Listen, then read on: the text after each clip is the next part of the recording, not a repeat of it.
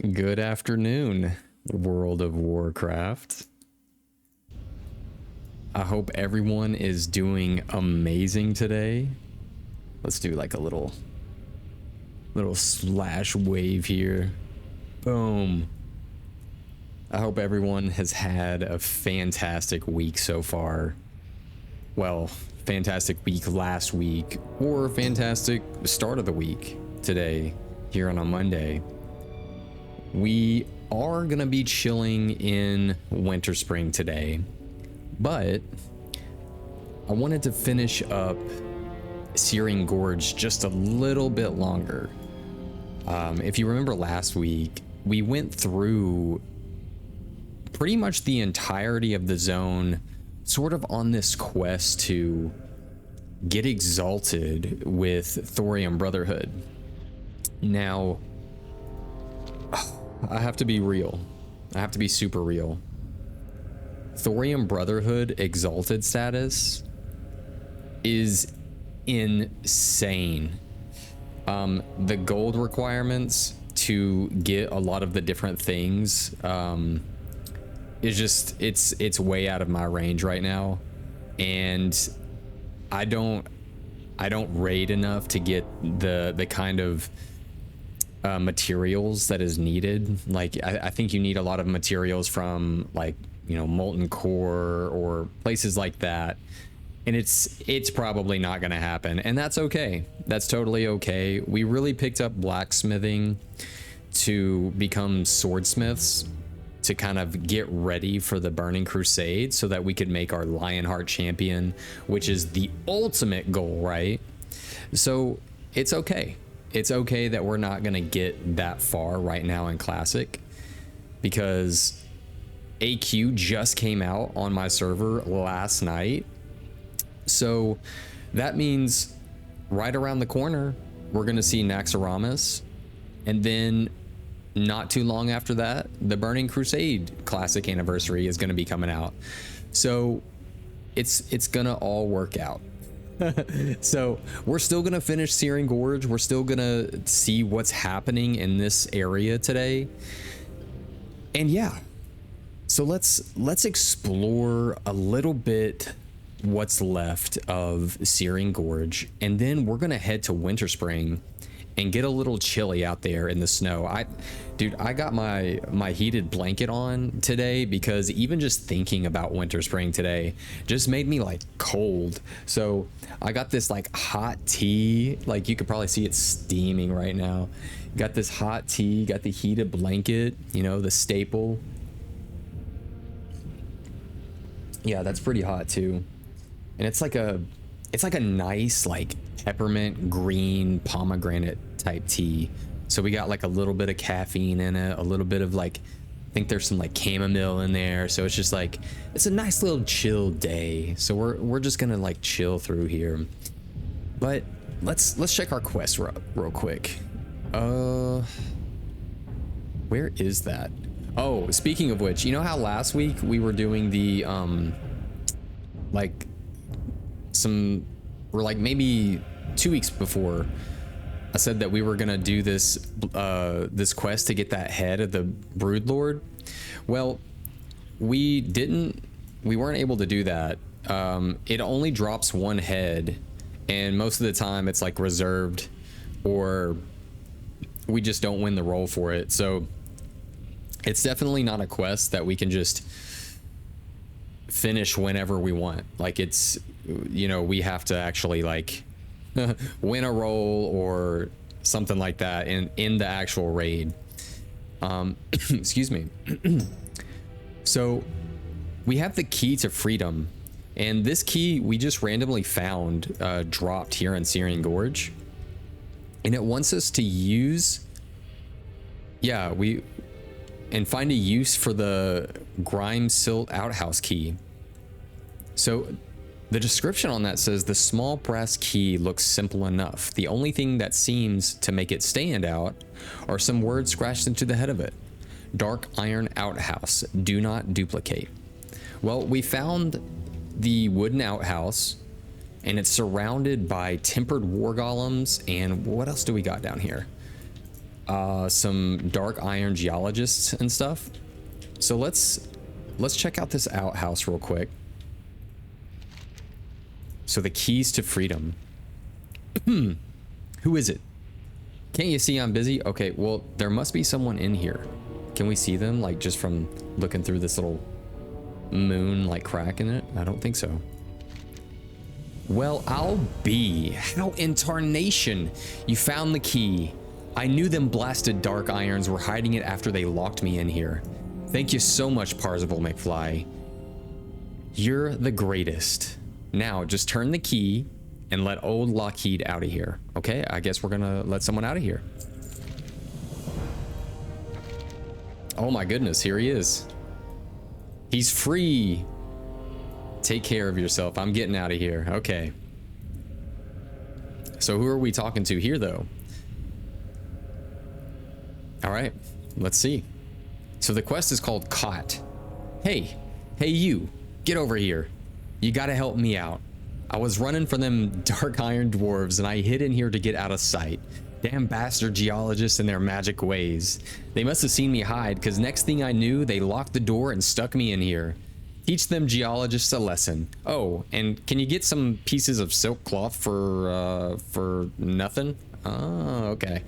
So we need to kill 8 dark iron geologists and 15 pieces of silk cloth to the person locked in the outhouse. So I assume the person locked in the outhouse was actually Lockheed that we just helped out, which is okay. Let's go ahead and buff up here, and we need to kill some geologists. I really hope that they drop some silk. That would be really nice. Let's see if, yep. Oh good, they do drop silk. That's awesome. That's super awesome.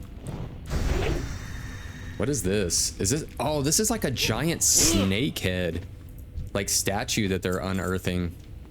That's pretty neat. And it shows that there's a quest right here.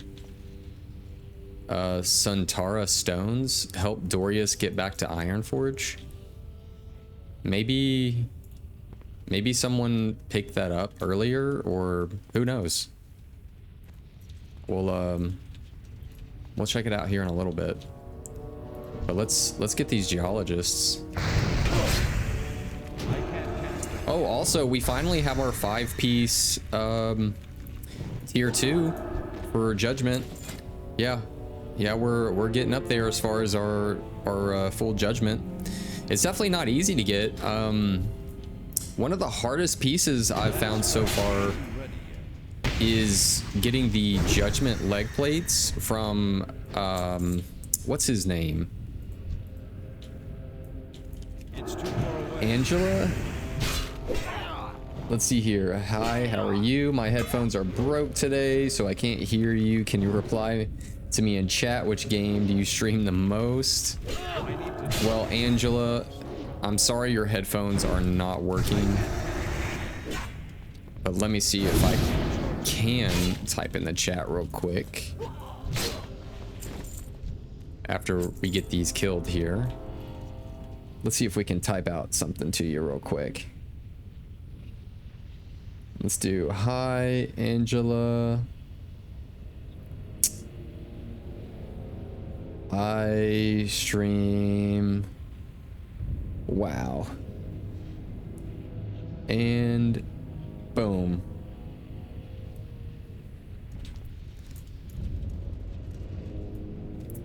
Well, it's very unfortunate that yeah, super unfortunate that your stuff doesn't work. And what do we got here?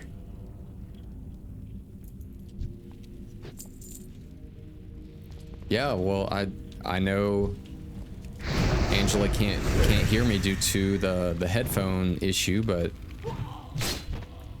thank you for stopping by for sure. Oh, this one's evading. What's going on here? Oh, there we go.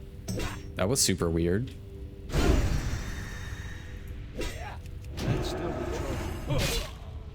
And what is this? A solid chest. We got going on here. Well, shoot, that was quite a bit of stuff. Okay.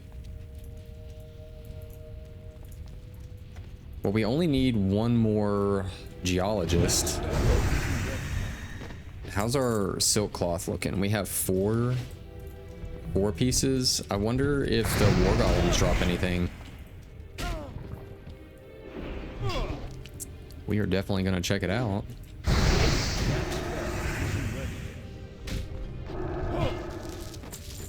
No silk cloth off them. We might need to go somewhere else, because he's using the silk cloth, it seems, as like tissue paper. So we need to go and lay some smack down on some other peoples out here. Now I think that there are some dark irons out here. I want to know more about this. Oh, can we grab this real quick? Oh, there's some dark irons right here too. Well, that works out.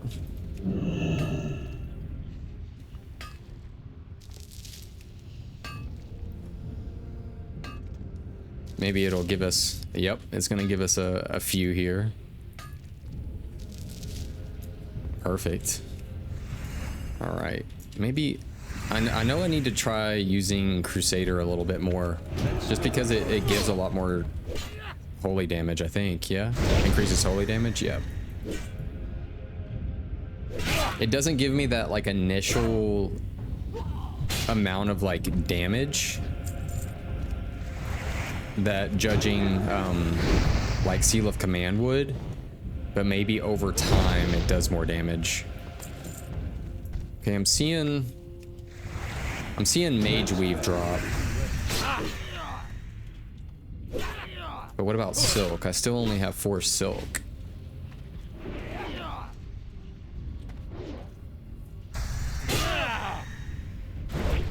So maybe I need to go back.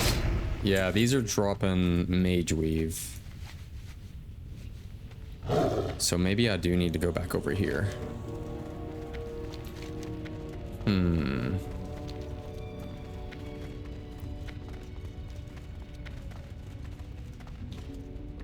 Yeah, this area is so misleading, because these rocks so look like they should be mineable. I wonder what they would be. Like that would be, oh, you know what? For like classic WoW, it would be cool if they introduced new materials, like glass, because these are glass web spiders. That would be neat if we could, like, if there was some sort of like azurite glass or something that we could mine. That would be really cool. And we could make like like elvish glass weapons. You know, it kind of reminds me like in like old school RuneScape. You remember the, oh goodness, what is it? The, oh, this is gonna get me, like the crystal sword and the crystal shield, something like that. That would be cool. Okay, there's Dorius right there. So it looks like maybe someone had started the, it's like an event or something. Maybe we should go ahead and start it. Okay, so these are dropping silk, or not silk, but Mage Weave. We might have to help Dorius back to Ironforge, maybe. What's on your mind? And pick up some silk or something. Okay, let's see what Dorius has got going on. It doesn't look like he's having a great day down here. So Dorius groans. I'm badly injured, human. Feel lightheaded, world spinning, bleeding internally. I must get back to Ironforge. Help me, Parzival McFly. You're my only hope. Okay. We're gonna help Dorius here.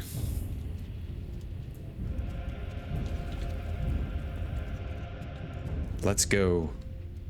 Let's go, Dorius. Uh-oh. let's hope the Watchman drops some silk.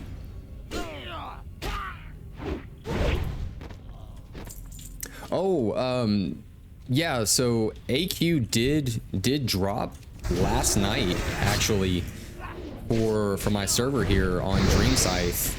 Let me make sure he's not like dying. He should be okay. And I was able to run AQ20. That was pretty cool. The last boss, I would say, would probably give people the most issue. The other bosses, they weren't necessarily difficult. I forget which boss it is. It was like a bug boss, but you had to like, whoever was basically within the bug's sight, and the bug was like, you know, traveling towards that person, and if you get caught by it, pretty much you're dead. But he moves really slow, and you have to guide him towards these eggs, and then like the DPS or the damage, kill the egg, but you want to kill the egg while the boss is like on it.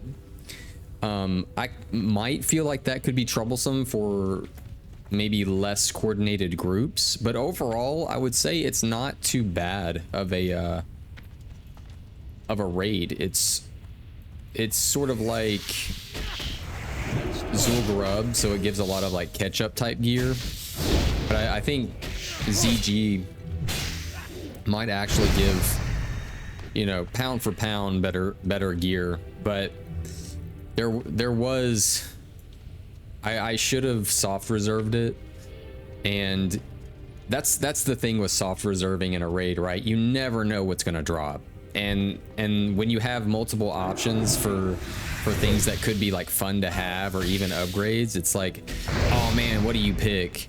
But you all know that I've been sort of on the hunt for a new two-handed weapon, and I didn't soft reserve it because there was some like, because I raid as holy.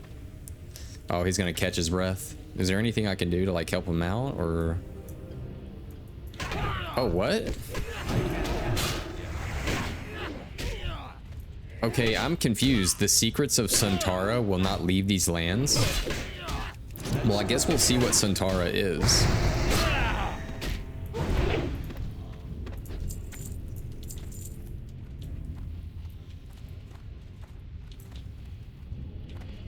Oh, I think that there's like a whole other quest line that we're actually doing out here that I totally forgot about. That might lead us back inside the cauldron here. Well, shoot, I hope I really hope that we can get to Winter Spring now. I think we will. That's really where I want to be at today. I thought that we were on the cusp of being done with Searing Gorge, and I think that we are. It shouldn't take too long, but I'm not sure how long this little quest is, but we'll see. But as I was saying, like, I didn't soft reserve it, but this little thing dropped. Where was it? It was AQ20, right? Wait, what's he saying?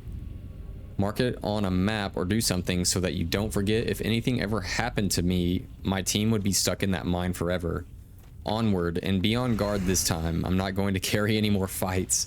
All right, man. All right. But this dude dropped the Manslayer of the Karaji, and I really should have soft reserved it because it would have been such a cool two-handed weapon for us to have. But that's okay. That's okay. Soon we'll be doing AQ40, hopefully in the next week or so, and I'm 100% soft reserving, probably twice, to be honest with you, the Might of Kalimdor, because ultimately that is the weapon that we want to get that like Doomslayer look, because it looks exactly like the Hellblade from Doom. Let's see what boss that actually drops off of. Let's go down to AQ. I'm pretty sure it's Twin. Yeah, Twin Emperors. The Kalimdor's Revenge. Like, dude, this thing is crazy. Oh, we actually better help. How's his health? Okay, I'm gonna lay down a consecration. And we'll just bring it on. Oh, these guys might actually drop some silk for us too. Let's see. Silver. Yep, silk. Mage weave. We probably only have about maybe 6. Yeah, we only have 6. Oh, out of 15. Okay, that's a lot more than I thought. But yeah, we'll be hopefully getting a new two-hander within the next few weeks, which would be huge because we've been rocking the ice barbed, is that what it's called? The ice barbed spear for a while now, which it's great. You know, it's nothing to smock at, that's for sure. Like for a simple two-hander that we got from just questing, it's not too bad. But we're ready to level up our game and do a little bit more damage and just to have something. Yeah. Oh, dude. Hey, what's up, man? It's good to see you again. Yeah, but no, you're totally right. It doesn't match the transmog. And I was so like, I'm still honestly, man, like I'm still on the fence about going to, what is that place up here? Oh my gosh, where is it? Yeah, up here in the foothills to Alteric, because we did grind out Exalted with AV, so I technically could buy that unstoppable force mace, but like even Exalted, man, it's still like 100 something gold. And while we're not like hurting for gold per se, I just don't know. Like, I kind of just want to wait it out and get something from a raid. Just because. Like, the Might of Kalimdor is like our ultimate like goal right now. Okay, so the gate is in sight. Dude, is he okay? What? Oh, did someone... Was there a sharpshooter? We're going to make it, but first I need to take a breather. Oh, dude, there was a dark iron marksman just waiting, and he just got sniped. That's crazy. Okay, well, let's see what this letter is. Dude, no way. So this letter was dropped by Dorius when he was shot. All right. The Centaura Stones. Brother, if you are reading this letter, I am no more. How it got to you, I do not know, but thank and reward the ones responsible. About the stones, they exist, and the Dark Irons have them in their possession. Their leader, Lothoric the Black, is using the power of the stones to enslave my excavation team. They were taken to the cauldron. Their minds are twisted, working night and day to complete something called obsidian. Help them, brother. It is the final wish of a dead man, Dorius. Take the singed letter to Dorius in Ironforge. Dude. So all those enslaved people in the cauldron are part of Dorius's team of excavators. That's crazy. So I've been farming the papers from the cultists in Silithus. Had some nice revenue there. Oh, I bet, man. Don't they... I don't know what they go for right this second. Just because the gates are already open on my realm. So I don't know if that makes a difference or not. But aren't they going for like... just like one piece at a time, like 2 to 3 gold each?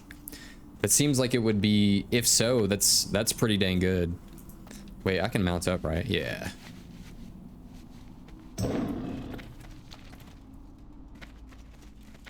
Because I thought I saw even on like Auctionator when I hovered over it, like those papers were selling for about 2 gold a pop on the auction house. Oh, okay. Yeah. 2.5. Yeah, that's still really good. Yeah. So the papers, are they technically just to get reputation with Cenarian Hold?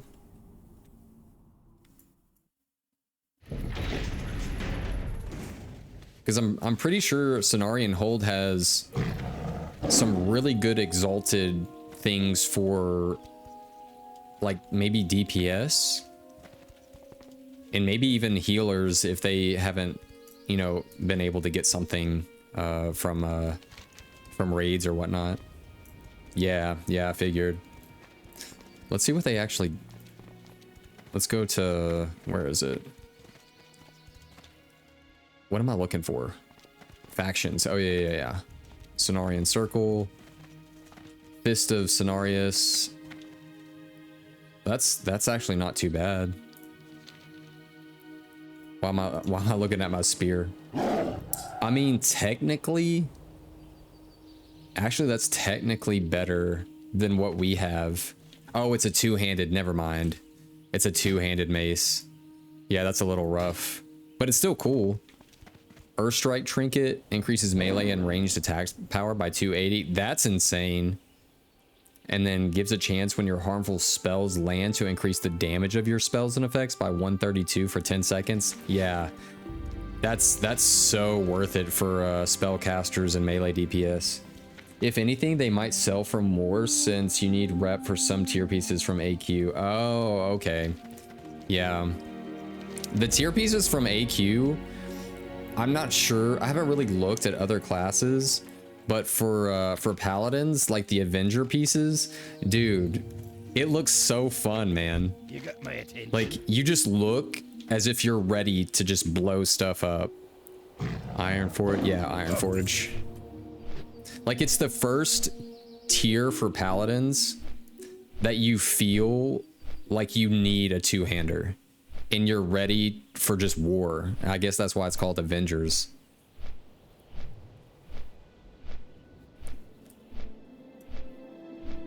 Like, what class are you playing right now?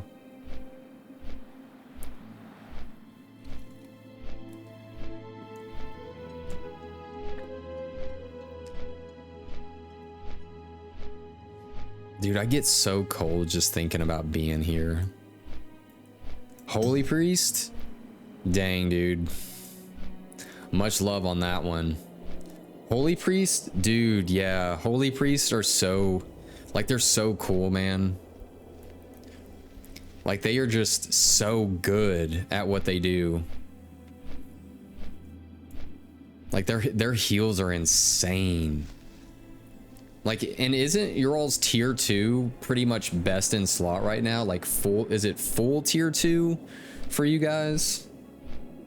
Oh my goodness, grats, man. That, I've heard that it's difficult, but then I've also heard people that were like, oh, it wasn't that bad. But I feel like it's, for something that cool, I feel like it's definitely difficult if you're just doing it solo. I always wanted to do it since I started playing in 2012. Oh, no doubt, bro. I bet. Like, that staff is like the ultimate cool man status of like World of Warcraft of all time. It's just, it's up there with like Thunder Fury or you name it, man.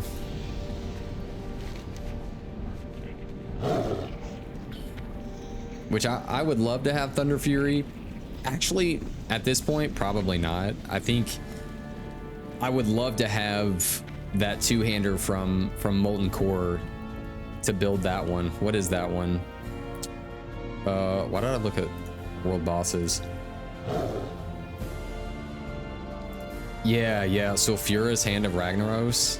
That would be so cool to have, but it's just, dude, the amount of gold that it takes to even put something like that together, it's just not, it's not feasible.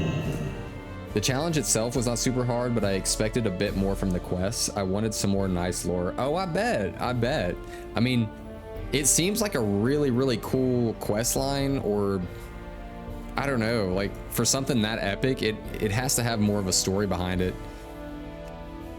It has to have been like some staff used by some intense you know, priest of WoW lore or something. Like, does it ever say anything as to why, like, the staff can be used for good but also evil in the shadow sense? Because that's something that I want to know. Like, why can the staff go both ways and change? Like, was it used for evil as well? I don't know. Okay, so this silk cloth is really cheap, but I was hoping to buy it more than just one piece at a time, but it doesn't look like they're gonna let us. People be putting stuff up like singles at a time, man. It's goofy. All right, so we need 6 more, right? Yeah, 1, 2, 3, 5, and 6. We got that. That should take care of the rest of that quest. Oh no, we need 15. Okay, so that's 12, 13, 14, 15. I'm so glad that I stopped and looked at that, because if we would have made our way back out to Searing Gorge and I didn't get enough, bro, that wouldn't, no way. Dude, they have that, the battle tank. That's crazy. Yo, that's so crazy. I'm sure that took so long to get to, like, so many hours of grinding just intensely for that Karaji battle tank. Jeez. I wonder who, like, I've seen a few people with the battle tank, but I wonder who actually got Scarab Lord on my server. Cause isn't that how it works? Like, the actual first person to ring the gong gets the title with the mount, but then, like, within a 10-hour window afterwards, I think whoever turns the quest in or rings the gong again, or however that works, like, they still get the mount. Who am I looking for? Yes, Centaura Stones. All right, Curator Thorius. You got my attention. We have the Singed Letter. Off with you. Thorius wipes his face dry. In the name of the light, he will have his wish. This I vow. Safe travel. Dwarven Justice. Let's see how we're going to avenge Thorius here. There is an empty, vacuous hole where my heart used to be, Parzival McFly. The loss of Dorius is not one that I will soon recover from. I must see his final wish through. The perpetrators of this cold-blooded murder must be brought to justice. Return to the Searing Gorge and fulfill his last request. Free his men. All right, we're going after the archaeology unit. We're doing it.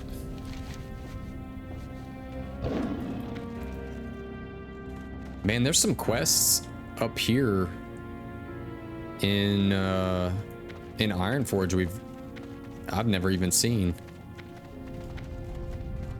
What is this? Island off the southern peninsula of Ashara. Dude, Ashara is something that we need to look in at some point. I don't think I've ever been in that zone. Like, not once. Throughout all the ages of playing World of Warcraft, I don't think I've ever stepped into that place. Where do we need to go? Probably, do we need to go to Thorium Point? That's probably our best bet, right? Yeah. How are you? So Thorium Point.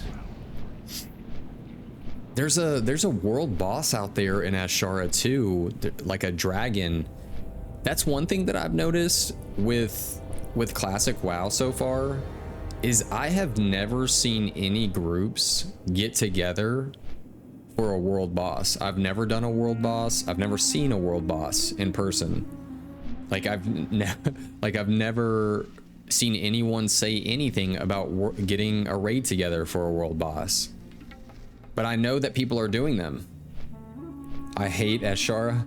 Dude, I've seen so many people say something like that too. Like, I know nothing about it. Okay, maybe I lied just a little bit. The only thing that I do know about Ashara is that I heard that it was nearly, like, completely empty. That's about all I really know about that zone. Is that maybe they had plans for it at some point, but it just kind of fell flat. And that's kind of a weird thing that I've noticed about Classic, is like some of these zones, like there's nothing going on, and it's just like, okay, but there's some really cool stuff we could probably do here. But and that's the, in italics and in bold, but with Classic WoW Plus, there's so many different things that could be added to the table, right? Return to the Searing Gorge and find Dorius's archaeology unit. Okay, so we probably need to go to the cauldron, because it's saying that it's below here.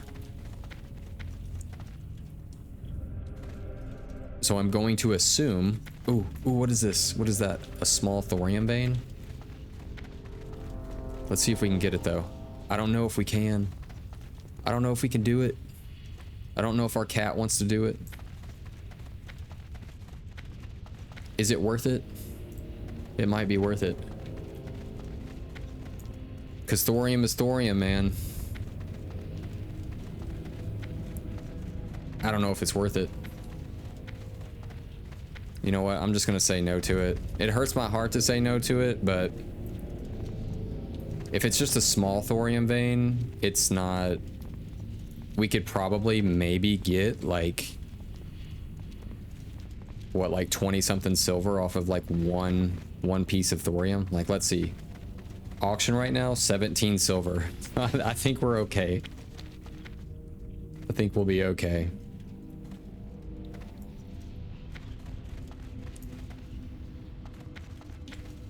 You know, I've noticed, because I sold a couple of those blazing rapiers, those swords, for like, you have to have like master swordsmithing, and they've sold like relatively well. They've been kind of hard to sell just because it's like, it's a blue, like level, I think 51 or 52 one-handed sword, but I've sold them. My very first one I sold for like 65 gold, and then the other ones have sold like in the low 40s, unfortunately. But I was thinking about making more, but then here recently I started doing, you know, more raids, and I realized that like my gold has been going up from just doing raids. And I guess you get like a hefty amount of gold per not god kills, but like boss kills. Now I gotta remember how to get into this place. Can we... Is there a place over here that we can get through? Oh yes, this might be it. Yeah, I think this is the easier way to get through. Let's just buff wisdom real quick. Yeah, I think this will work. Always get like 30 to 40 gold per raid. Heck yeah, dude. And just enough to cover some like consumables. Because sometimes these consumables, man, they get a little rowdy. Like I know, what are they? The major mana potions. They're not too bad. I actually bought some for like 3 gold and some change earlier. So it wasn't too bad, but when you start getting into like the mage blood or like the mana oils, you know, popping up almost like 9 gold per or 8 gold per, and it's like, I don't really want to do that.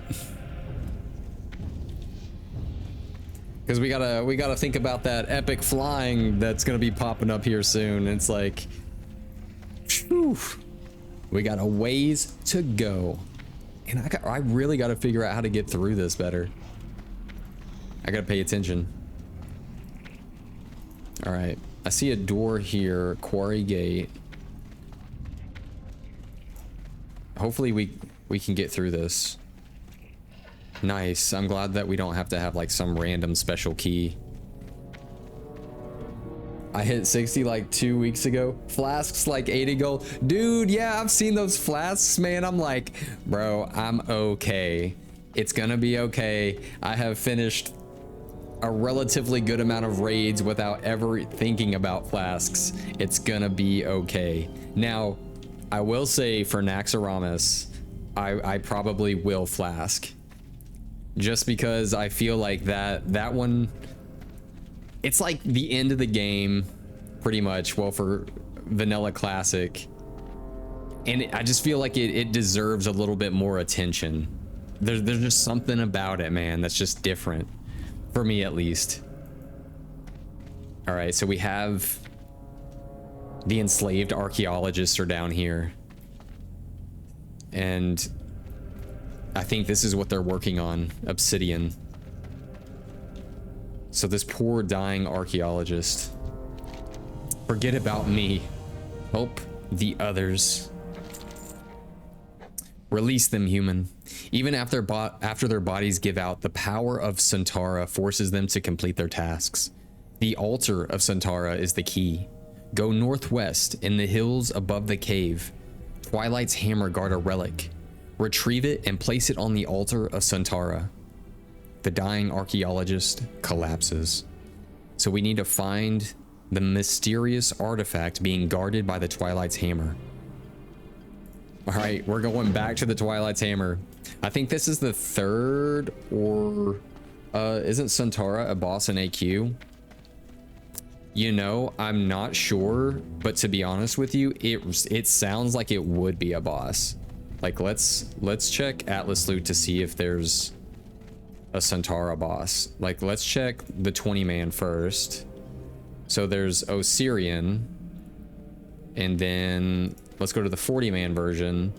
Oh, Battle Guard Sartura.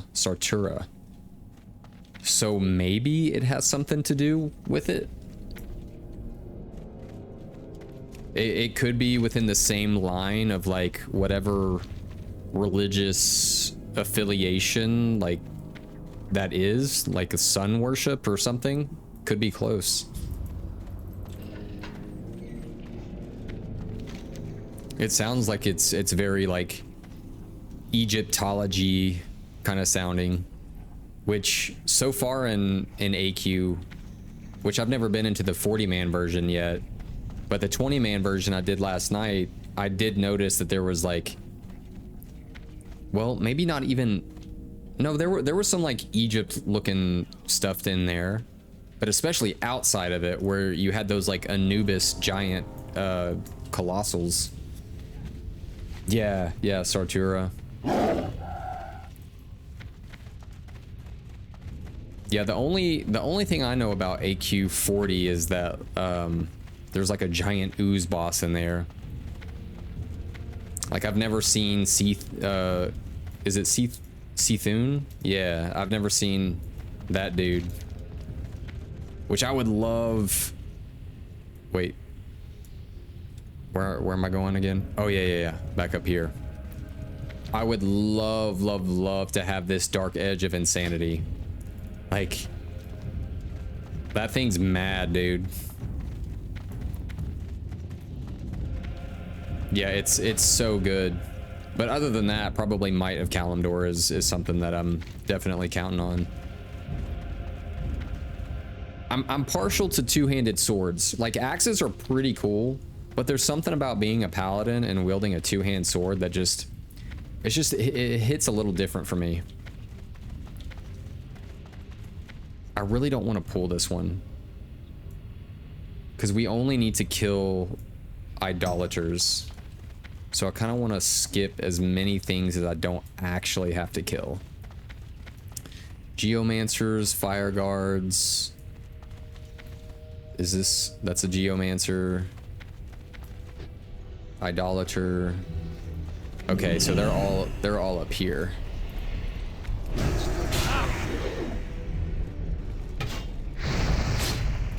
I'm gonna shield myself real quick. Oh, I got a couple on me here.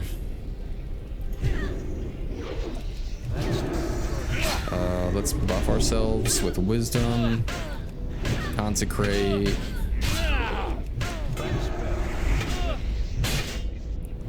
Oh, maybe I should have saved bubble. Yeah, maybe I should have saved it. I should be fine though.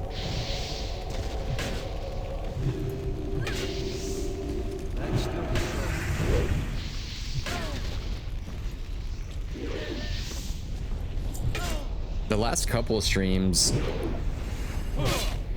I feel like I was in this same spot for a while, or at least last stream.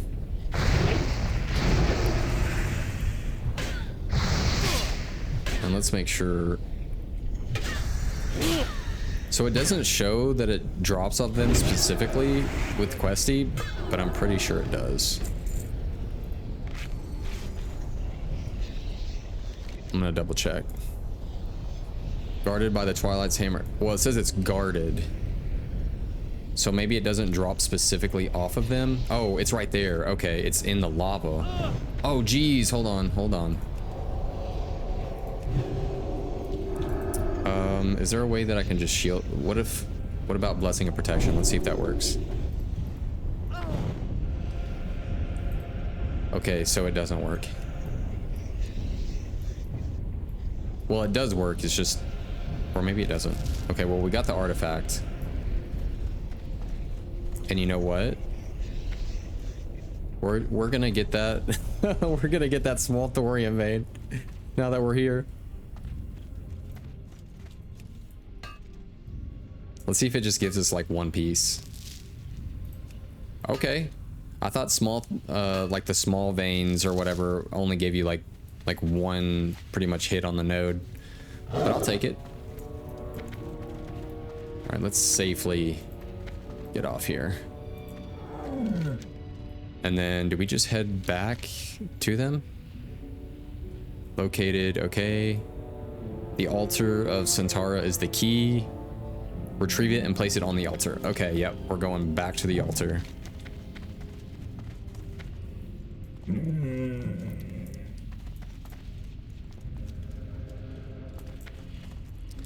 Yeah, this must be where I think we're gonna take out that obsidian thing. Because it seems like it's like a golem that they've been working on, maybe as like a ultimate weapon of the Dark Irons. Which, you know, it would be cool if they did a Dark Iron type of raid. Like, I know that we have Molten Core, but I feel like Molten Core was more of like sort of like a core of Azeroth, and there's like fiery demons and things of that nature, and it didn't necessarily have any Dark Irons in it. Oh, we probably should have got off there. Here we go.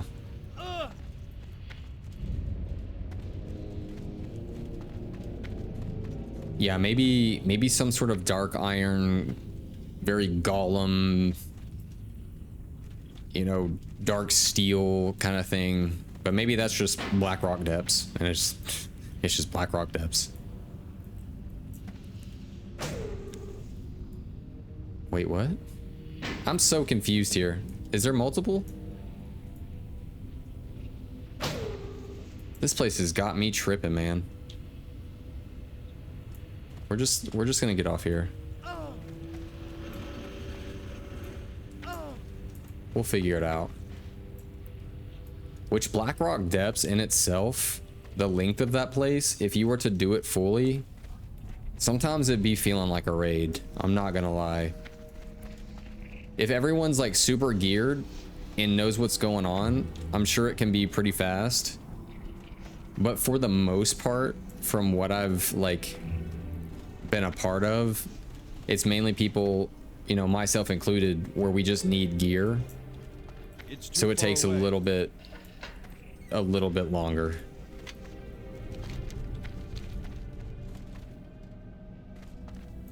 which, now that I think about it, maybe running Blackrock Depths wouldn't be such a bad idea. For my Paladin, at least. Well, for my Ret spec, because Hand of Justice is a really good trinket. That could be definitely worth.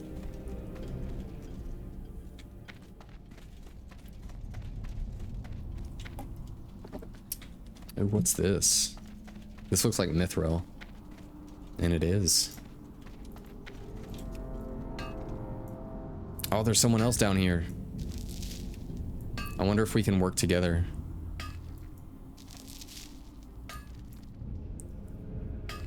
If this is what he's trying to do. He might just be farming for enchanting stuff. Oh, he's got a Smolderweb hatchling. That's cool. All right. The altar is empty. We now place the mysterious artifact on the altar of Suntara. Uh-oh. I'm freaked. What now? Oh my gosh. It was all a trap. Forgive me. Kill the bastard. Kill him for us. For Thorius. So we need to slay Lothoric the Black and Obsidian? Oh gosh, here we go. Here we go. Oh dude, he's not dead. I knew that if I played upon my brother's feeble emotions, he would send quote quote rescuers. How easy it was to manipulate you into recovering the last Suntara stone from those imbeciles. When I stumbled upon the Suntara stones at the Silt dig site, the power of Ragnaros surged through me. It was Ragnaros that gave me a purpose. It was the will of Ragnaros that Obsidian be built. Obsidian will destroy the Blackrock orcs of Blackrock Spire, uniting us with our brethren in the fiery depths. And ultimately, okay, hold on. Oh gosh.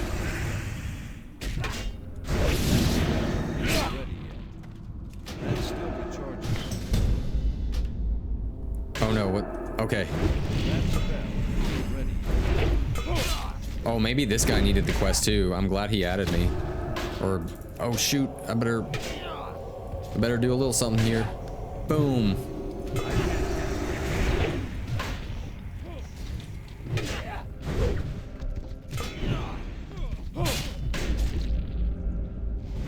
See, I'm gonna heal up. These dudes actually hit pretty hard. Also, I'm gonna heal him. There we go. Oh, we're gonna try, bro. Oh, dude, I'm so sorry.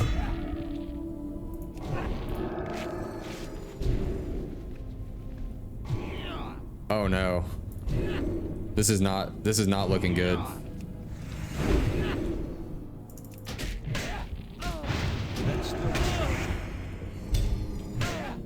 This is not looking good. Our mana's low. Everything's low. Oh gosh. Do I have anything?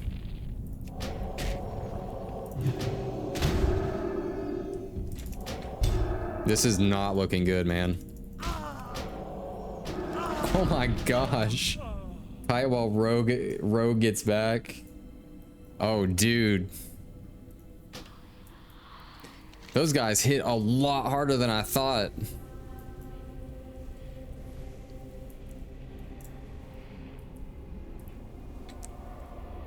Well, hopefully at least when we go back, we only have to take out Obsidian.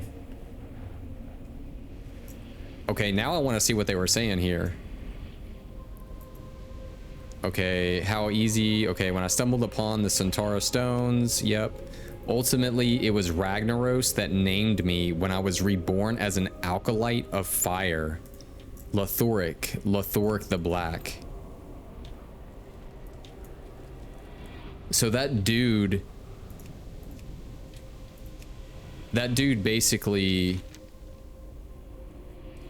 became like under the willpower of Ragnaros and started to build Obsidian.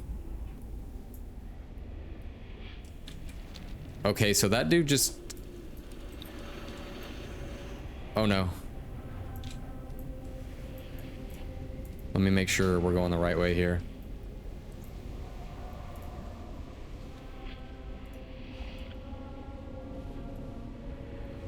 Do I just like jump back down? Yeah, I think I do.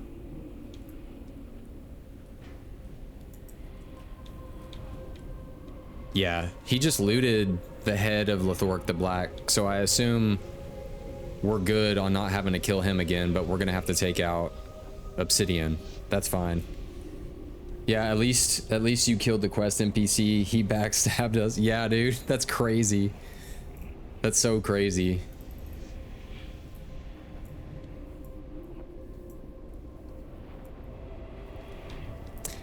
Now I'm honestly grateful that that rogue was even there, because I don't think that we would have even been able to get this far if we were solo. I'm calling it a divine light intervention that Harlotrex was there. The light has guided us to him. All right, we're gonna res. Boom. Let's give you this. Get a little drink. Oh, let me loot this real quick. And then I'm gonna heal up. And we should be good to go here in a second.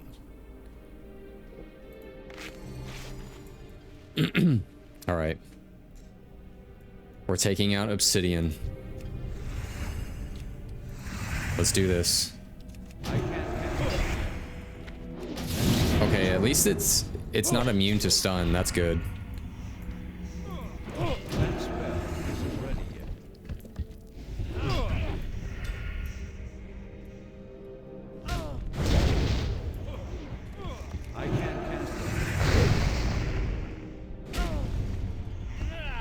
Dude, this guy is no joke.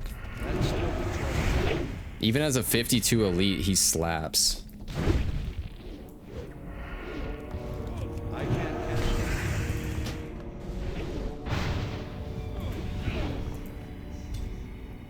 That spell isn't ready yet. There we go. This dude almost died again.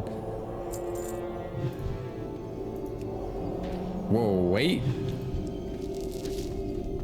There was like multiple that spawned. This is weird. It like another one spawned and just died instantly. That's so weird.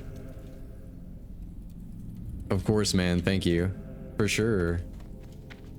That's so weird. Let's get out of here though, man. So we slayed Lothoric the Black and Obsidian, and we need to return to Ironforge with the head. Okay. Jeez. Yeah, get me out of here, man. But I think first, since we're gonna... I think we come out over here somewhere. We probably need to go turn in the cot and make sure this guy gets his silk toilet paper. He's been waiting for a while on us. And yeah, he definitely needs his toilet paper.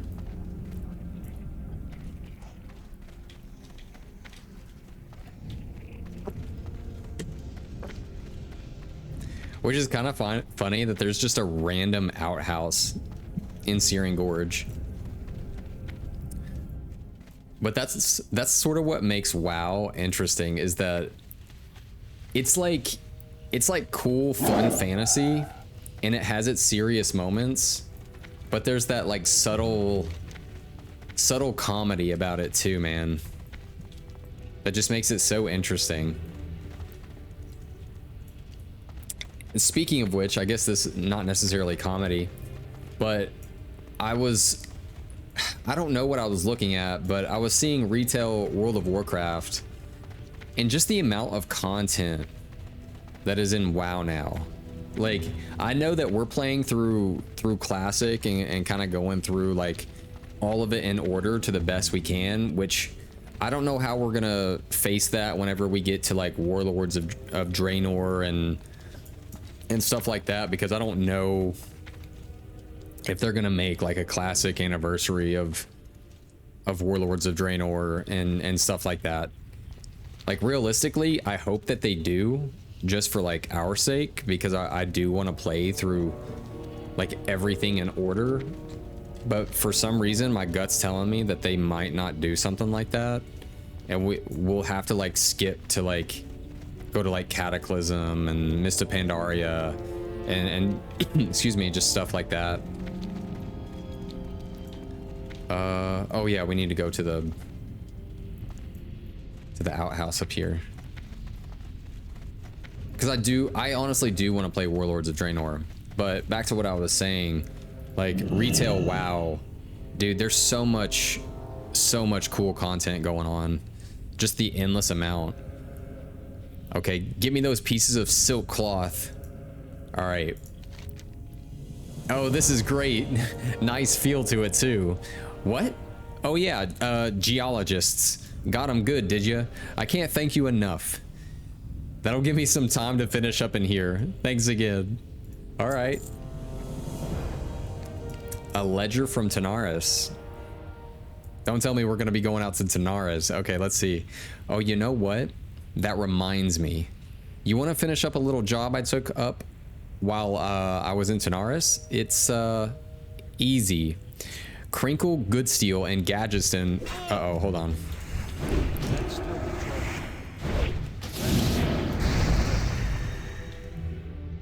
We've got someone interrupting our reading time. All right, Crinkle, Goodsteel, and Gadgeton was looking for some stuff found here in Searing Gorge and a few other places. Maybe you could take a look at the list and then bring it all to him. It'll just slide his ledger. Oh, I'll just slide his ledger under the door if you're interested. Take that and the stuff he wants back to him after you collected it all. So take the copy of Goodsteel's ledger and then find the items listed in it. Okay. Let's see what he needs. So 20 solid crystal leg shafts. Yeah, let's see what's all here on the map. Or maybe that's all he needs is just the 20 solid. I feel like those might drop off of the spiders. Oh, overdue package, balanced Flameberg.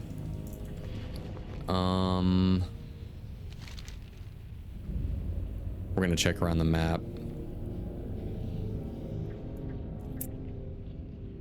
Maybe we just need to look. Did we get like an actual ledger though?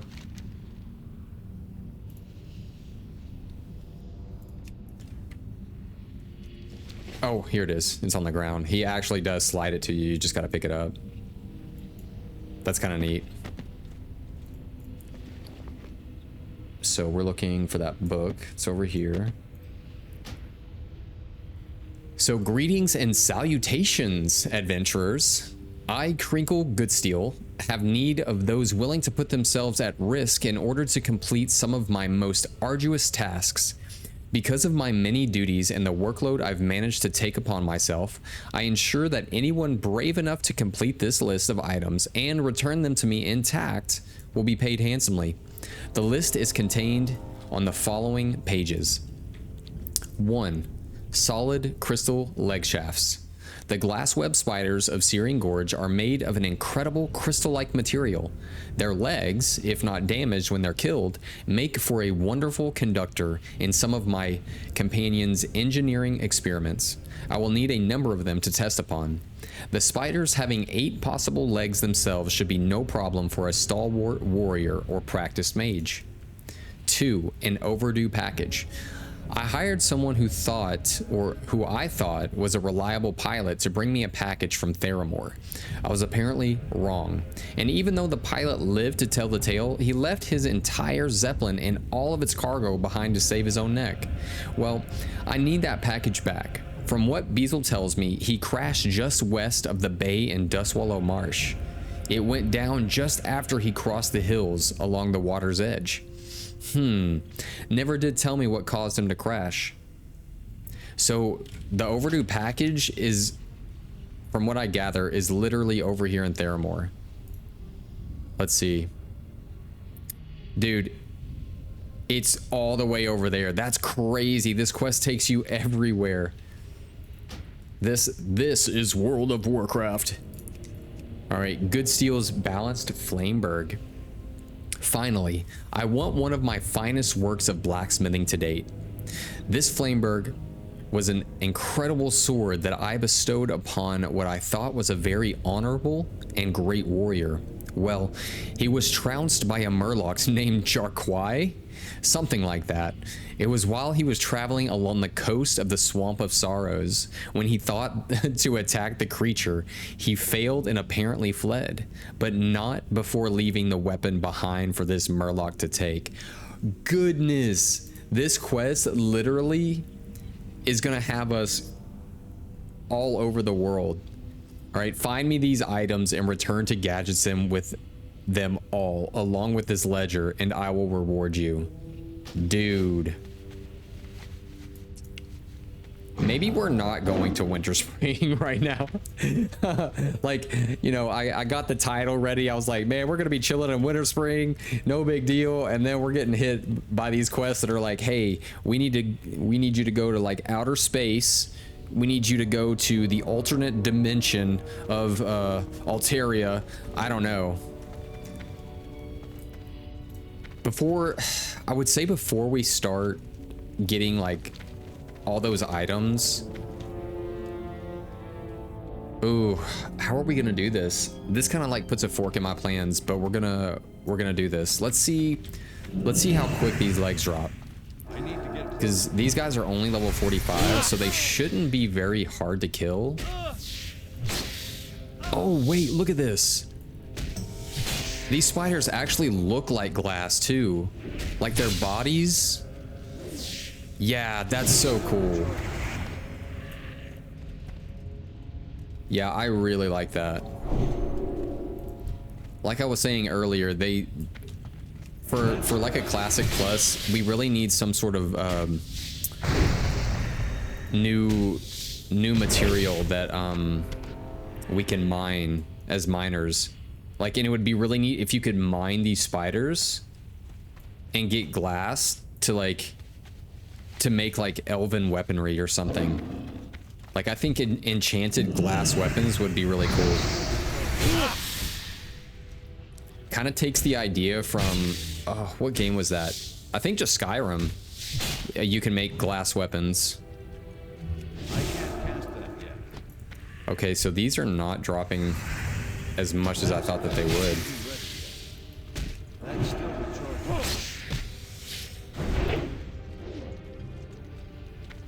I hope that when they do drop though, they drop in like multiples. Okay, about 4 at a time, or maybe even more, depending. Yeah, we might grab these real quick, because for that quest in particular, I think that's the only thing in Searing Gorge that you need. There's nothing else out here. The other things are in Theramore and then over in Swamp of Sorrows, which I don't think we haven't touched Swamp of Sorrows either. We've never been out there.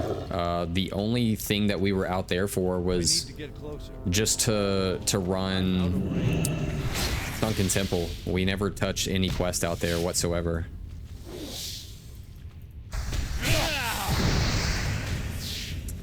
So I don't know anything about Dustwallow Marsh.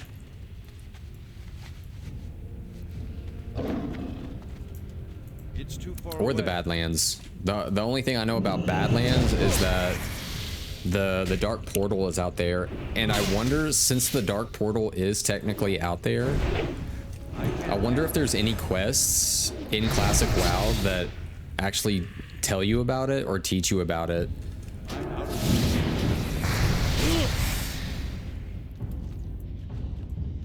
And I bet that place is going to be swamped just before the Burning Crusade, because I think there's like, there might be maybe some quests or something that lead up to it.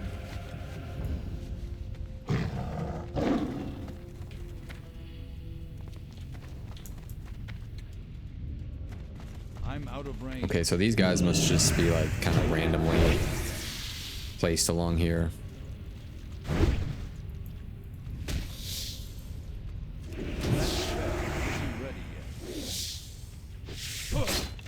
Oh, good, good. We're already almost there.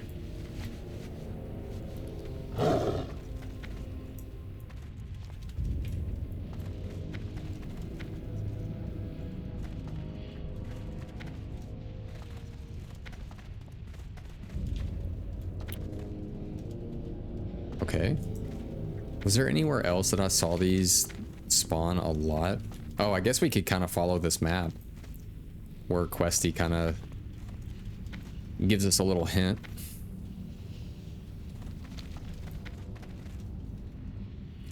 And we'll see.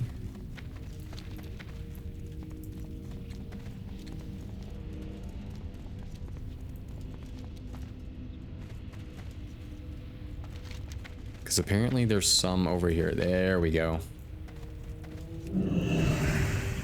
I need to get closer. Oh, heck yeah. Let's round these up just a little bit. I feel like these probably are not too hard to kind of AoE down. Let's see. Just break them down. What do their eyes look like? Is it very crystallized? Yeah, they kind of look icy crystal, glassy.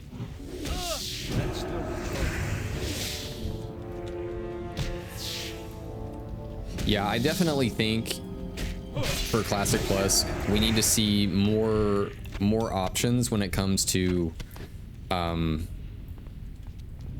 like professions. Maybe some new enchants, that would be fun. Definitely new minerals to mine, and also new things to blacksmith. I think having like cooler and more interesting swords, axes, maces that are like, you know, for master swordsmiths and axesmiths. That would be really fun to do. Just overall, like, new things for professions. Just make it a lot more fun. And more variety too, right? Because I think for master swordsmiths, excuse me, like the main sword to make is like Blackguard, which is a tanking sword.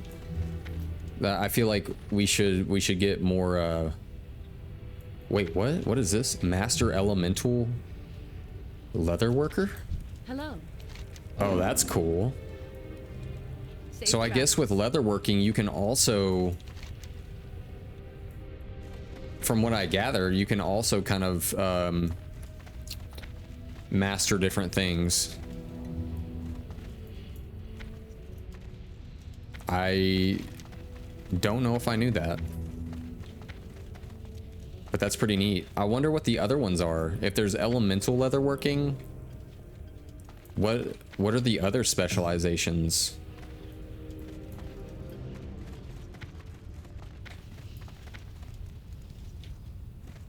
And I want to know what the actual like difference is in that. Ooh, here's one.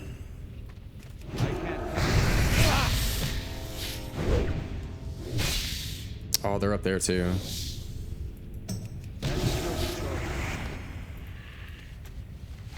Oh, we only need, it's like 3. It's too far away. It'll be this one.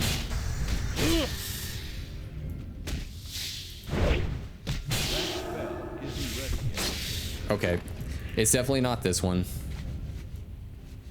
Man, I feel like every time that I say that it's gonna be like a drop,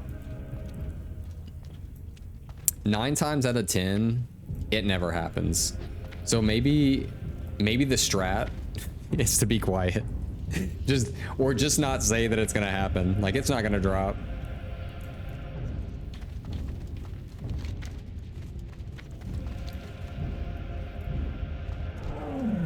Well, the respawns aren't too bad over here.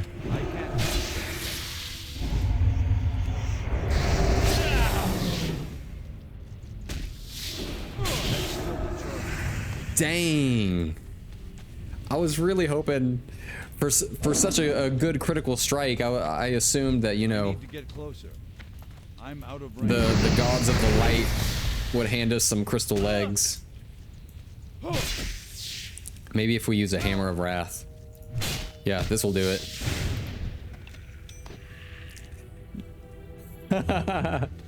That's what you gotta do. You gotta use the hammer of wrath. It makes everything drop. I'm gonna start using that in raids now. Just hammer of wrath, and it'll happen. Okay, let's go turn in Rise Obsidian. I feel like that is a big story quest, so it's time to turn that in and finish that one up. And then do we just go on an adventure and go get these packages? Are we gonna have to forego Winter Spring today? That's a hard call, man. Because I really did not think that the last two quests that we had in Searing Gorge would be like this. That hurts, man. But that's also part of the journey.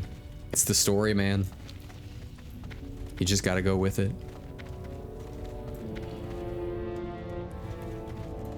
Let's see where in Dustswallow Marsh, because at least we're already on this side of the world. And do we have a flight point out there? Where is this thing? It did say Dustswallow. Oh, it's on the coast. So we would have to fly to Blasted Lands and then go to the very coast. Yeah, I think it's worth it. I think we can do it.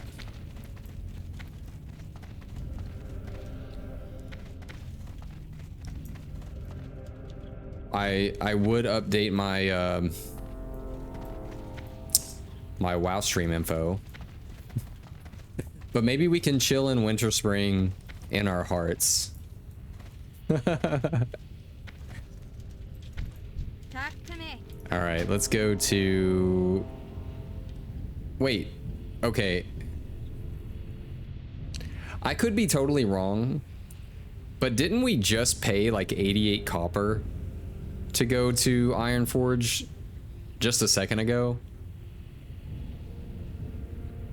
I could be so wrong here, but I feel like we just flew to Ironforge and it cost us 88 copper from here.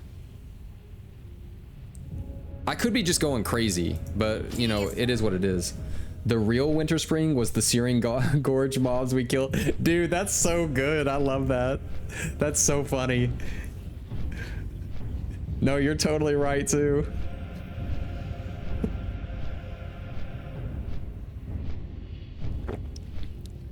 Dude, what a play. I love that. No, I mean, I was like, honestly, I was ready for Winter Spring. I was thinking about it all morning. I was like, man, it's gonna be nice and chilly. Like, I'm gonna get that heated blanket going.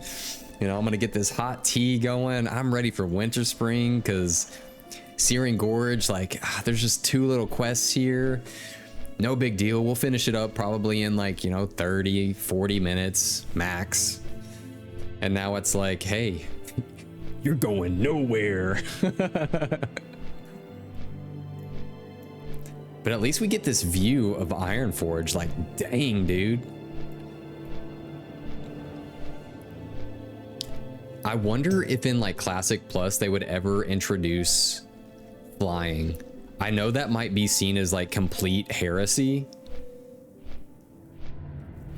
but it could be cool, but it could be not. I don't know. I don't know if that would take away too much from it being Classic Plus. And I don't know if that would be... You think that they would? I kind of feel like that they would. And I feel like the flying mounts wouldn't be like super intense or anything. Like the Alliance would obviously get a Griffin, and then the Horde would get the I don't know how to pronounce it like super correctly, like Wyvern or something like that. And maybe they would have like an armored version of it as well. And maybe it wouldn't like go as fast as it does in Burning Crusade. Like maybe it does the whole 60% for the regular flying and then maybe 100% for the epic. Just to keep it like, you know, chill. Like but it should be something earned, like most stuff in Classic is, not just buying some epic quest line and stuff. I totally agree, man. An epic quest line for that kind of stuff would be really, really cool. I don't know how they would do that though. It would be neat if it also somehow tied PvP into it. Just because like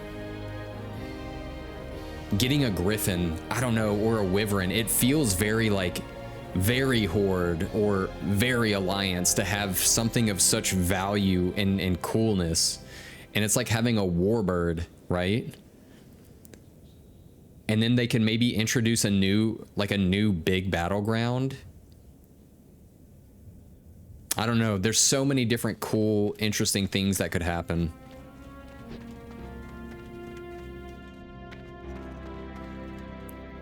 But let's turn this in and see where it leads. Okay. Rise Obsidian. I don't believe you. Show me proof. Off with you. Thorius's face turns white. This cannot be. My own brother? He set this all up? His face contorts into anger.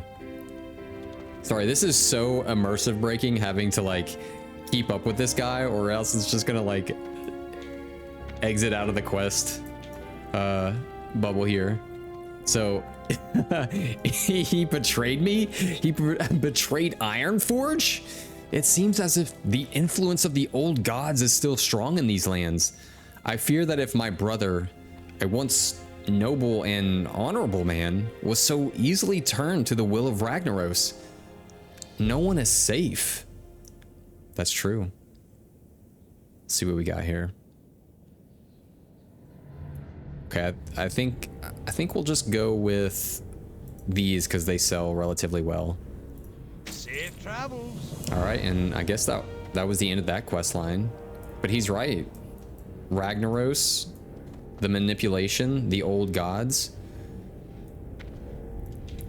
We'll probably get a preview of what Classic Plus will be like in the Chinese Realm event thing.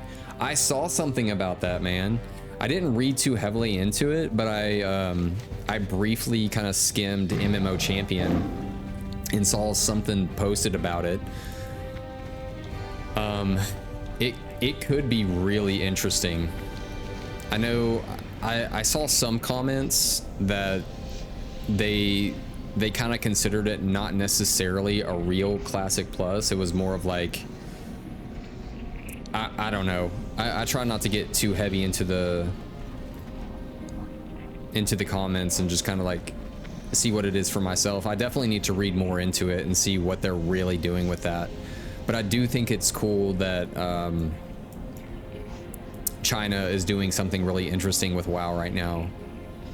Oh yeah, where are we going? Let me get my bearings straight real quick.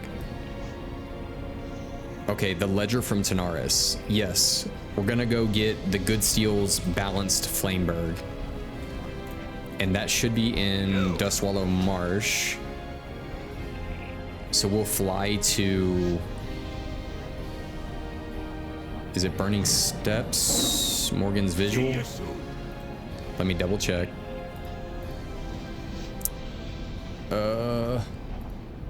No, it's not. It's not Burning Steps. We need Badlands. That's what we need. Netherguard Keep. Okay.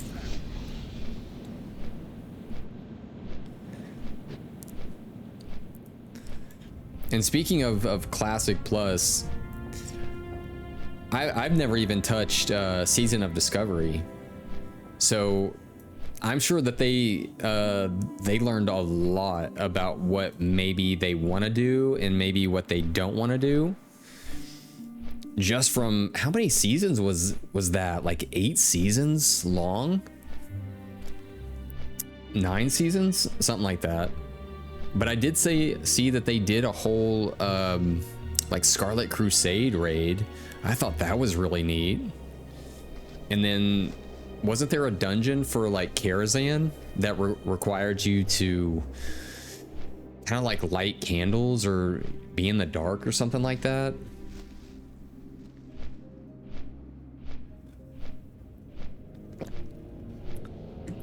Like there's so many neat little things that could be done.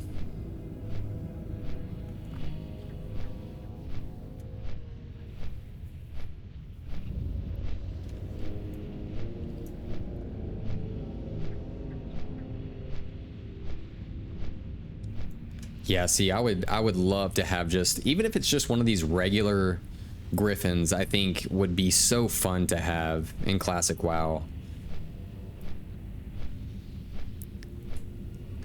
Because honestly, they look cool. Like super, super cool.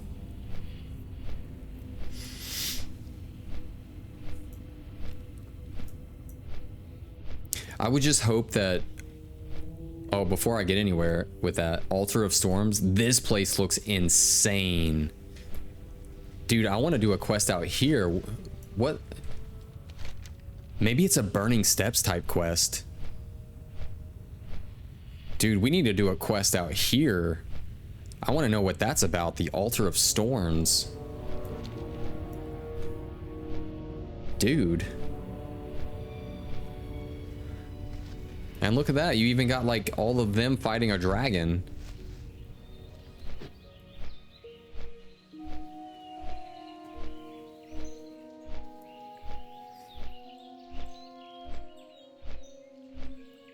And then of course we get to Elwyn Forest, and it's like the music is so peaceful out here.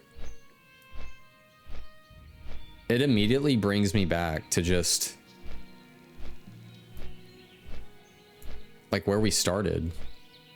Like literally right here. I think this is the starting zone for the humans. Yep, Northshire.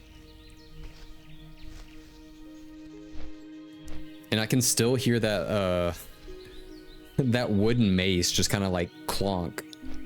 Those little those like vermins, kobolds.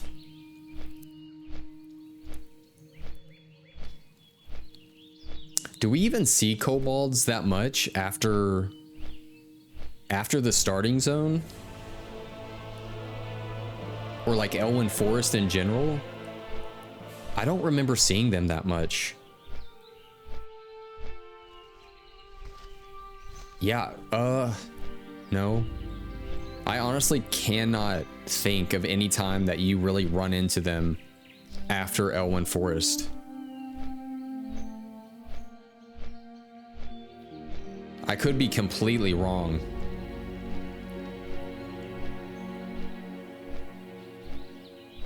But I heard that within in War Within, they make a strong comeback, even like within the raid. I don't even know what raid it's called though.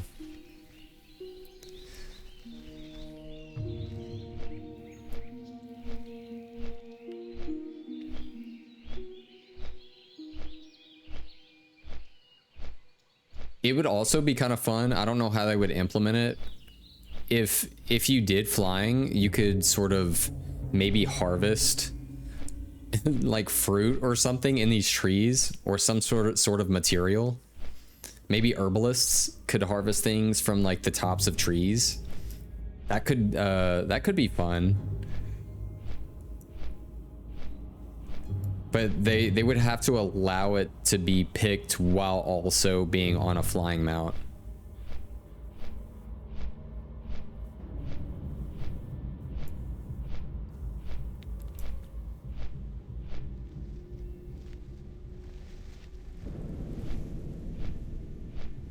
Deadwind Pass is another one. Like, even Questy shows absolutely nothing going on here. The essence of Aranicus? What?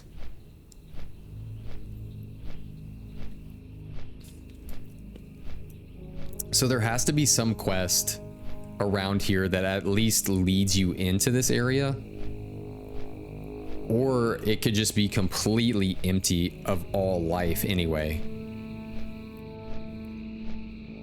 But it's still interesting that they took the time to make Deadwind Pass and build Karazhan, but not do anything with it.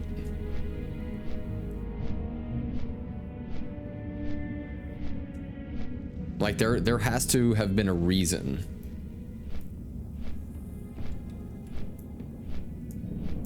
All right, so we made it to Nethergard.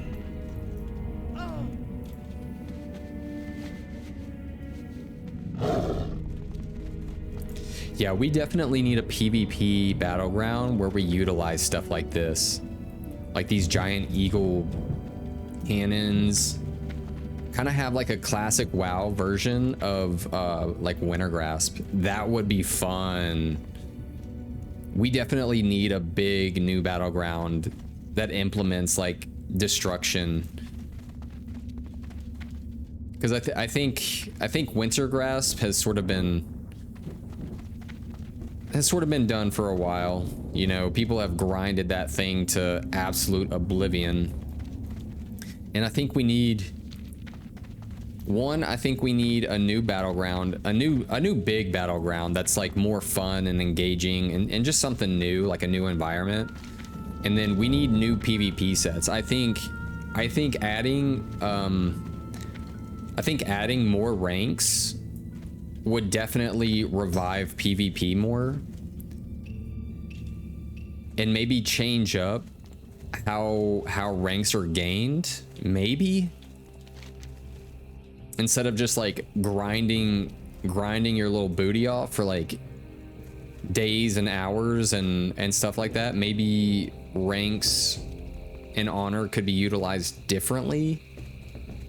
But yeah, I think in Classic Plus we should get more PvP ranks and then more PvP armor, but also armor that is really geared towards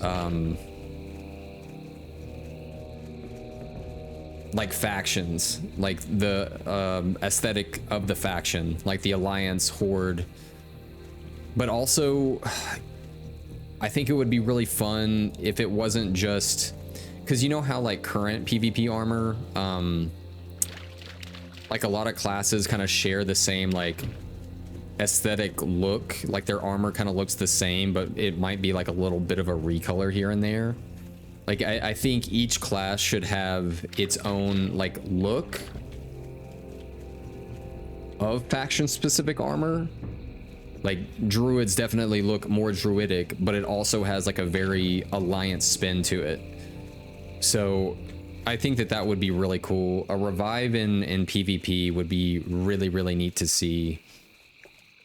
Because I know people have worked really hard to get, you know, Grand Marshal and things like that. But once you hit Grand Marshal and you have the weapons, you have the armor, it's like, okay, but what now? What can we go after? How can PvP be different? I don't know. But it would be fun to see more armor implemented. All right, so what do we need from here? The balanced Flameberg. Do they just drop off of... Ooh. Oh, this one. We need to kill this one. This big boy right here. Jarquia. The ultimate. All right, we got it. Right off the bat. Well, that was nice. Maybe we'll, yeah, let's just hearth to Stormwind and just take care of that issue real quick.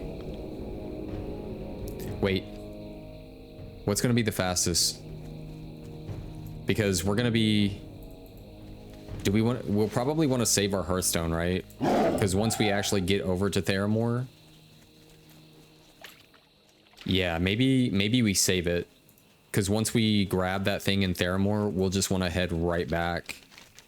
So maybe saving it is the better call.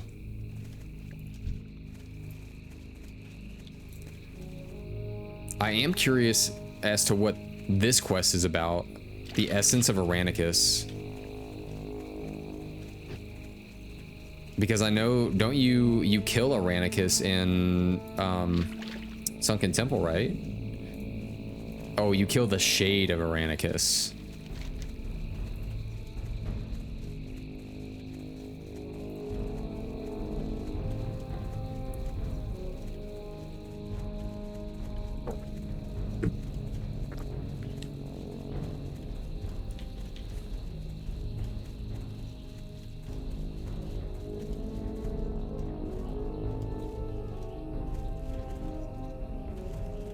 Which I wonder why there's dragons in the Sunken Temple anyway.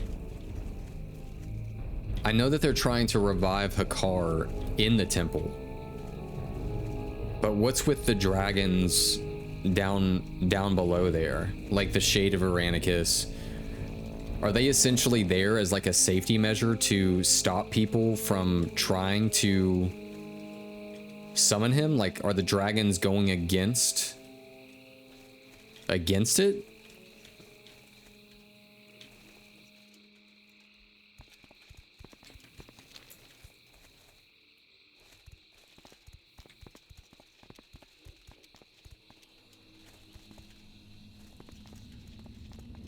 Also, this is really interesting how the terrain changes, like almost instantly, but it also blends really well. Just how it goes from like the greenery to just sort of like slowly fades into the red desert of the Blasted Lands. Let's turn on our fine minerals though.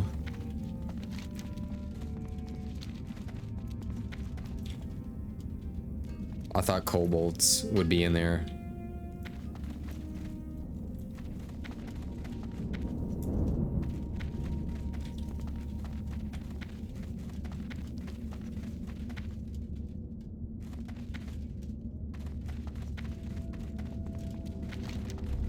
So I think what we'll do is from here, we'll just fly to Booty Bay just because it's a lot closer than trying to fly up to like Menethil. Or, well, Menethil Harbor has a legitimate boat that goes right to Theramore. Nah, I think it'll still be quicker just flying to Booty Bay. Yeah, we'll just fly to Booty Bay. Because I don't think the flight from Ratchet to Theramore should like take more than a few minutes.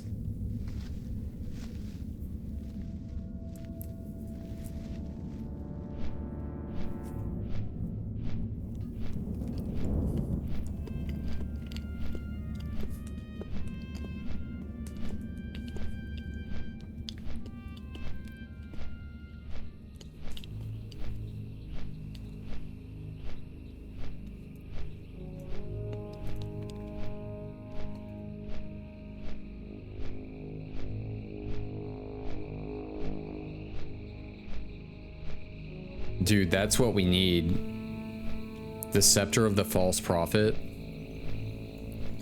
Every healer is after this thing for sure. Increases healing done by 187. That's absolutely obscene. My Aura Stone Hammer, look at this. Increases healing done by 25. Bro, what in the world? That's actually crazy. And it's got the whole bug look thing too going on. Like the Scepter of a False Prophet. That's crazy. Oh, that neck piece is pretty good too. The Amulet of the Fallen God. Dude, I'm loving all of the names of stuff from AQ. Versus like in Blackwing Lair. Blackwing Lair is still really cool. on some of the things, like the Cloak of the Brood Lord. That's kind of neat. Just different little things here. The Drake Talon Cleaver. But yeah, once you get into like AQ,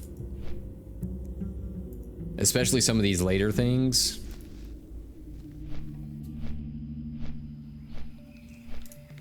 yeah, the Dark Edge of Insanity. Like, let's look at the names of things in Nax. The Gem of Nerubus. The Wraith Blade, dude, let's check this out. Let's see what this looks like. That's crazy. Oh. Okay, well, it has spell hit on it. I was about to say, if it has like just crit and like healing, we might have to get a Wraith Blade. What's this? Increases healing done by 238. The Hammer of the Twisting Nether. I think that's best in slot. At least for paladins. Holy paladins, that is. And I think the shield is also best in slot.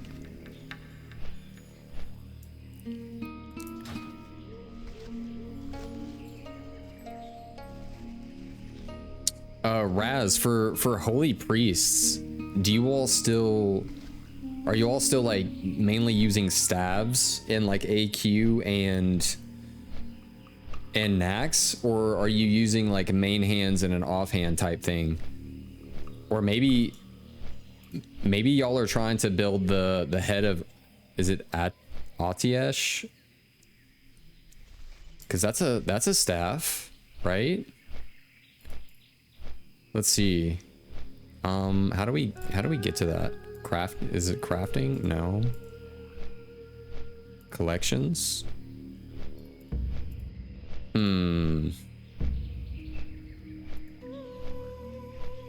How do we see that? Because I really want to see what that looks like. Oh, we just click it. Increases healing done. Interesting. Increases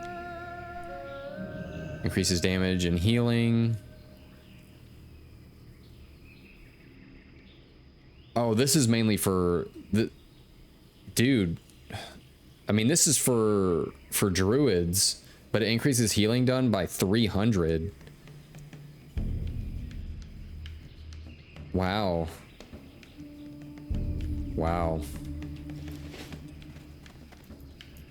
Yeah, that would be really fun to have. Wait, I hope we can make this boat.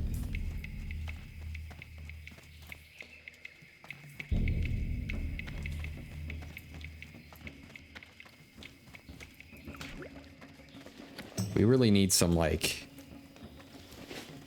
to be able to use a mount out here. I wonder if they don't allow you to use a mount because of just like the woodworking that they've done out here. Maybe the wood is a little rickety and just the weight of these mounts could cause too much like craziness.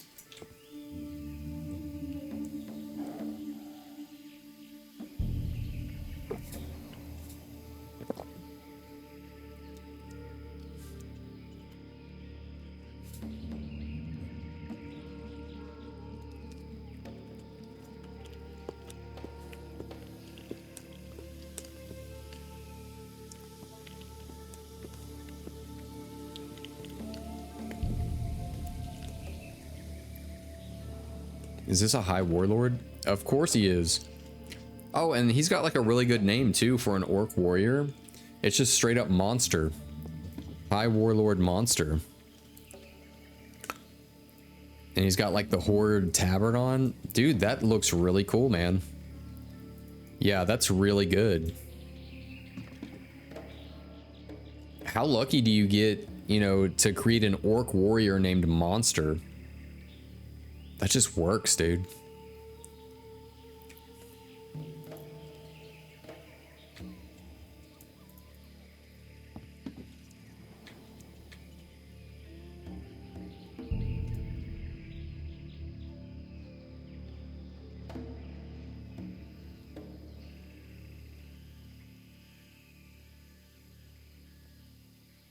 And so we go to Kalimdor. Speaking of Kalimdor, I wonder what the whole idea is there with like Kalimdor's Revenge, that two-hand sword. Like, why is it called Kalimdor's Revenge? That's what I want to know. Maybe it's like a poor man's version of Thunder Fury, because this one, a chance on hit instantly lightning shocks the target for nature damage. So it's sort of a thing.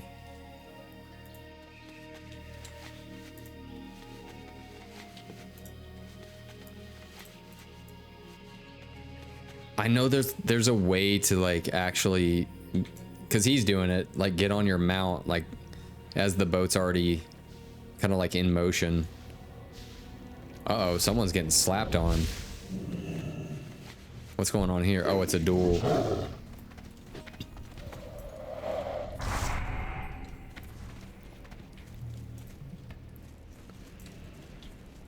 Alright, let's slide on to...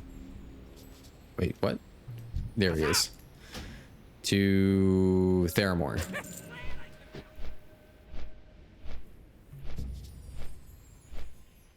I'm out, buddy. Have fun, and I hope you get your winter spring chill vibes. Hey, me too, man. Thanks for dropping in for a little bit, man. It was really good to see you.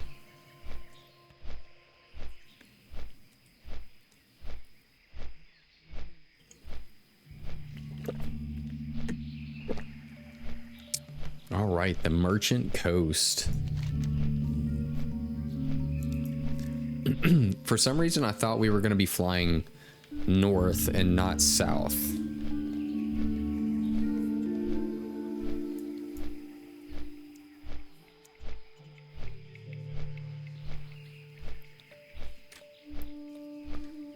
But at least this flight path is just super quick. 'Cause we're almost there.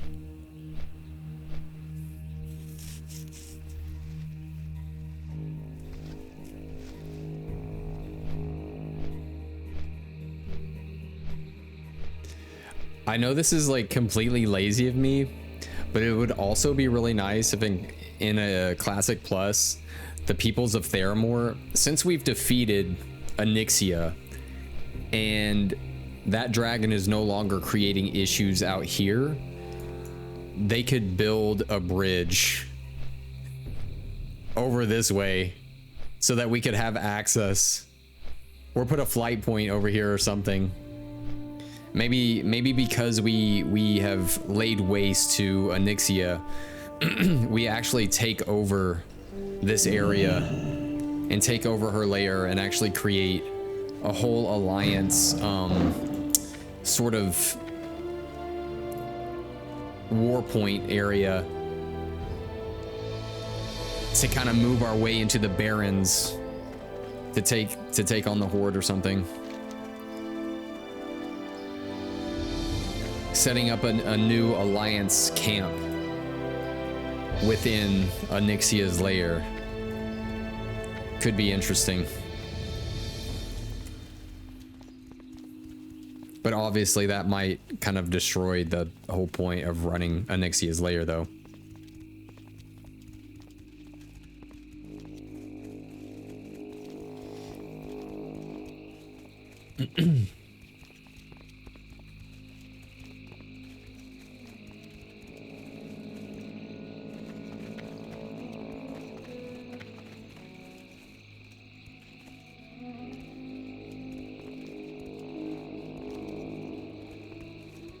And so we move through the world of Dustwallow Marsh.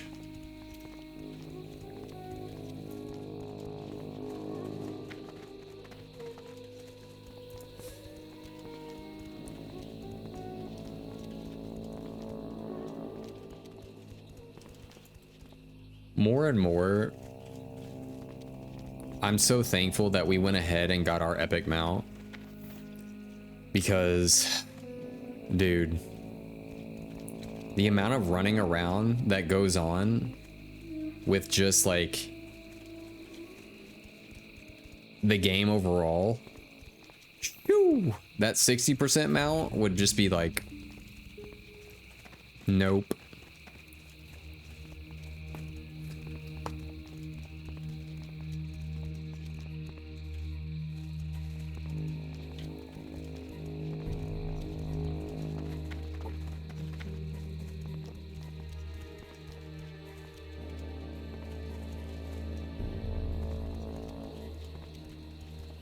We're slowly getting there. It's taking us to the coast over here.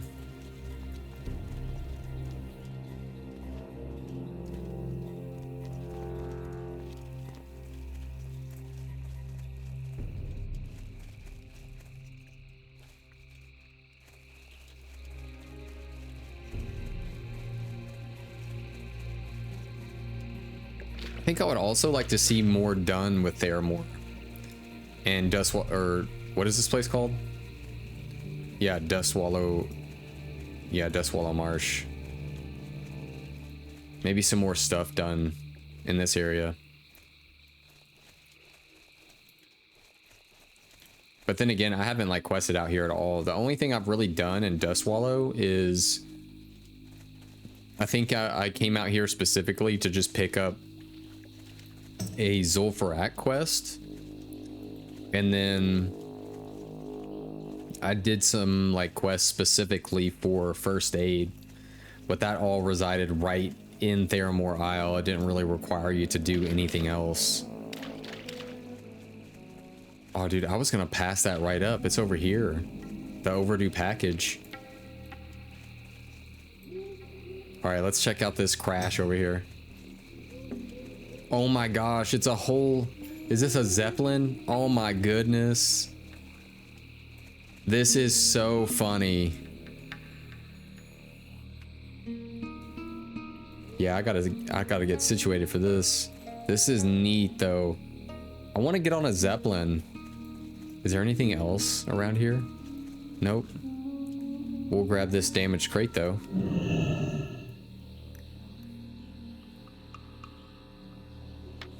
All right, we have the overdue package. And then find the items listed in it before seeking. Dude, maybe we should have used our Hearthstone like earlier.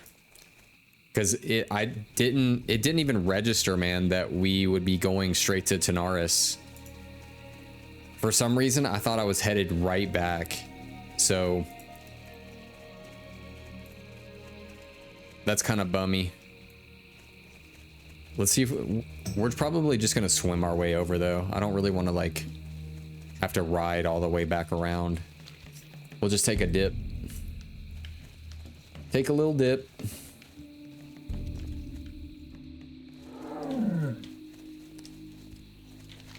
Let's see what the best route is here. Yeah, we'll just swim our way. Oh no, there's like actual things in here too. Muckshell snap claws.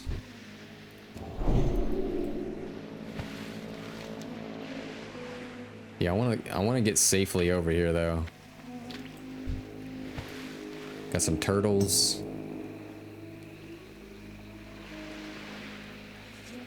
Now that is one thing that I do like about games like this. When you go into the water, there's actually some like danger and things going on.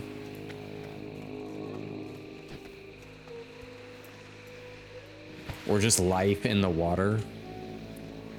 Now, would I like it on the level of like Subnautica, where there's like all kinds of like weird crazy going on? Maybe not, but that could be interesting. Could be really interesting to see.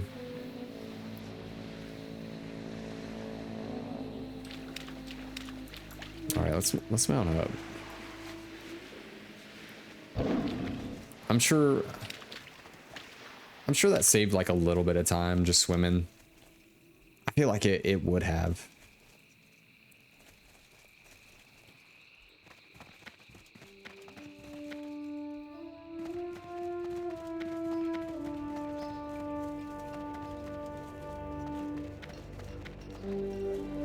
Ooh, another thing that would be fun Oh no, did we kind of like... We can't get over this, can we? Dang. What about here? Here, and voila. So we have the griffins that we ride for our flight points. And the hippogriffs, right, for the Alliance. What can I do? It would be really fun if they added in another thing for like gnomish engineering. Like they were able to figure out how to make something else. Maybe just like planes, you know? Planes or something gnomish, weird gnomish stuff.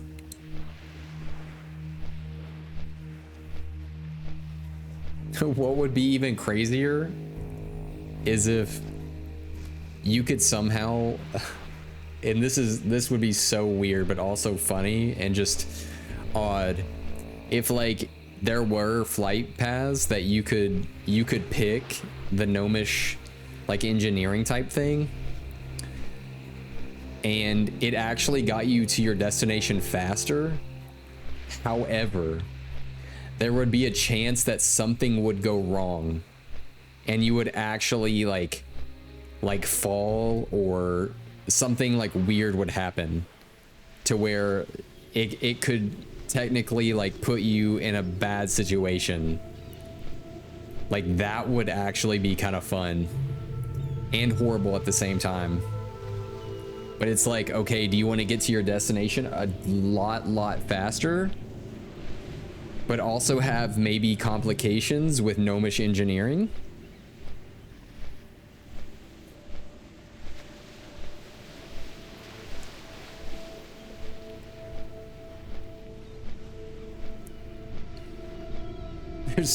There's like endless ideas to have fun with.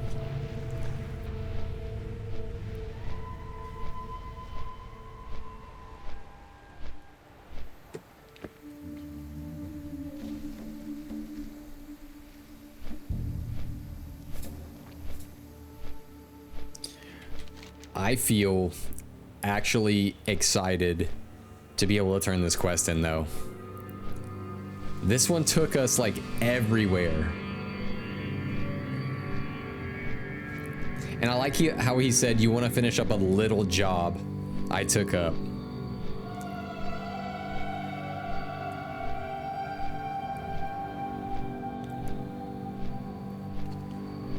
Charged lightning rod.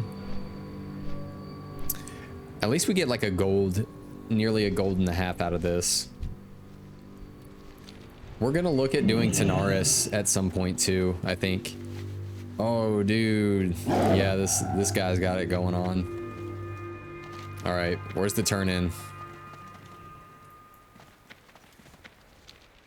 Okay, right here. So Crinkle Good Steel. We're turning in the ledger finally. The ledger from Tanaris. Yes, yes. What can I do for you, human? I'm awfully busy and have many patrons requesting my services. Perhaps you can speed things up. I don't mean to be rude, but I just don't have the time if I'm to catch up on all of my work. Right back. Oh, you've seen fit to do some work I requested. Excellent. And here I thought you were going to ask me to craft you something. These are all perfect and everything's here. Thank you, Paladin. Maybe it wouldn't hurt to reward you some, what would you find useful? Well, I think this would serve me well, since it sells relatively well. Glad I could help. Heck yeah. Then we have the Mithril Order. We could learn all of this Imperial stuff, but I need thorium bars. I guess I could be collecting, instead of selling thorium, and just turn these in so that I can learn all of these different things. Okay. Are we done? Are we officially done in Searing Gorge? Let's see here. Searing Gorge. I think we are officially done in Searing Gorge. We have made it. Aside from maybe any weird dungeon quests, which I don't think that we have any. All right, let's go ahead and fly up to, hold on.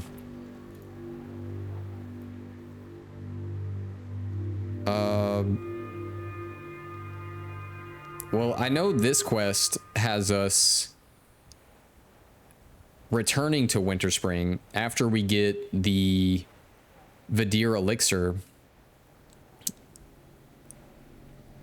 but it requires us to go to Fairless. So I think what we're gonna do is just go ahead to Winterspring so that we can just start getting started. So we'll do that. Overlook Winterspring. See you soon. So we are on the adventure to Winterspring, finally. And while we are in flight, I'm gonna go ahead and take a little break and stretch a little bit, chill. So I will be back momentarily.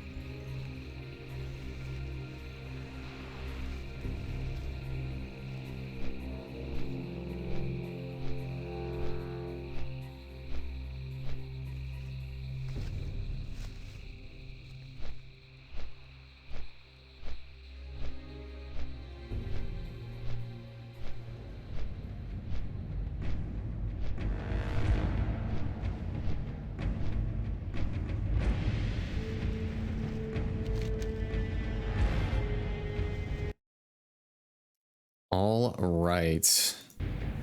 I am back. Gotta get this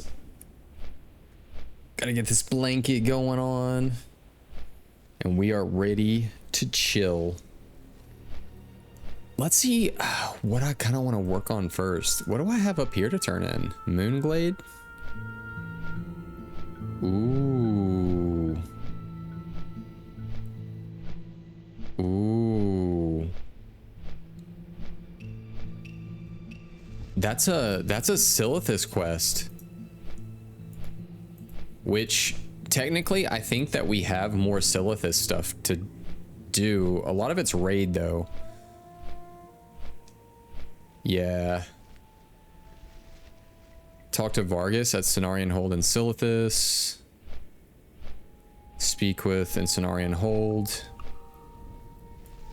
Yeah, I think. And we've got like raid stuff down here. Yeah, like look at all that. That's crazy. That's a lot of stuff, man.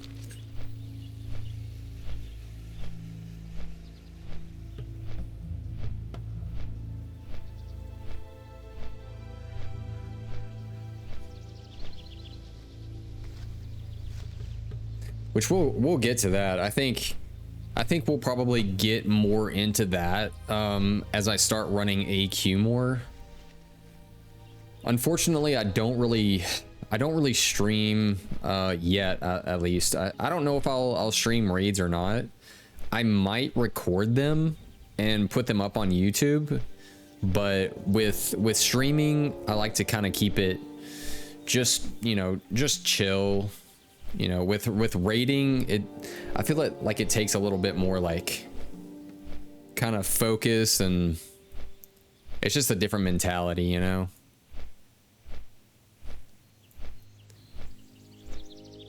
And I kind of use that as like sort of like, I don't know, like me time, just to go into battle mode Parzival. Because raiding is just a different beast. What is all this though? Mulgore? I didn't know this was in Mulgore. Can you even reach this in Mulgore? No, I don't think so. I think you have to be in Desolus to go up there. That's weird.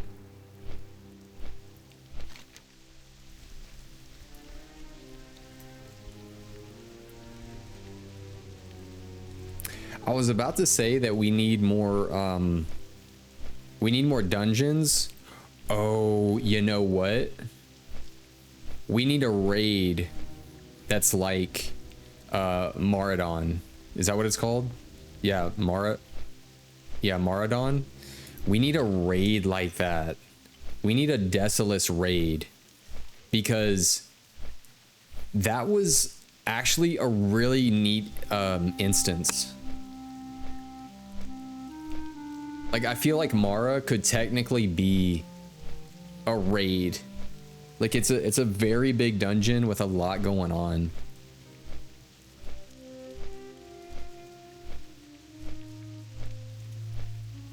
And I feel like Classic WoW could implement, you know how there's like a lot of crystals in the world? I think, like we were talking about, like glass armor and glass weapons. I feel like crystalline type weapons and armor could really work in WoW. I feel like it could really do some cool stuff.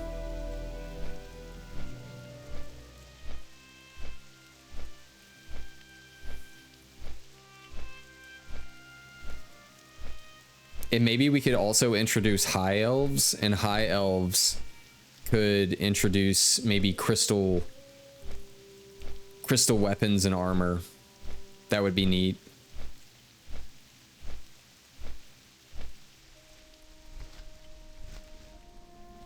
And like I've said countless times before, for like Horde, I really think ogres would be just so flippin' cool.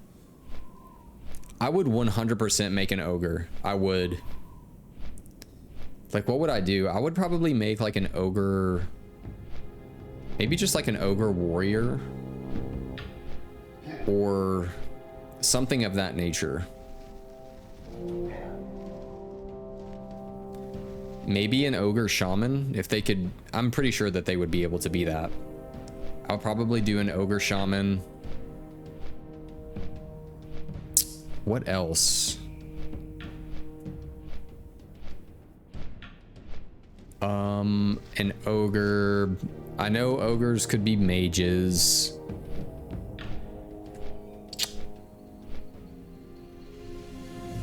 They could probably be warlocks. So mage, warlock, warrior, shaman. I don't think ogres would be druids. I don't think that they are like deep enough spiritually to like be like a druidic character. That would be hilarious if they were, though. Could you imagine like having just like a really like, I don't even know what kind of things that they would shapeshift into. I don't even want to think about it. It would just be so off the wall. But with high elves, I think, you know, definitely mages, warriors. Oh, they would be really cool warriors too, with some really neat weapons.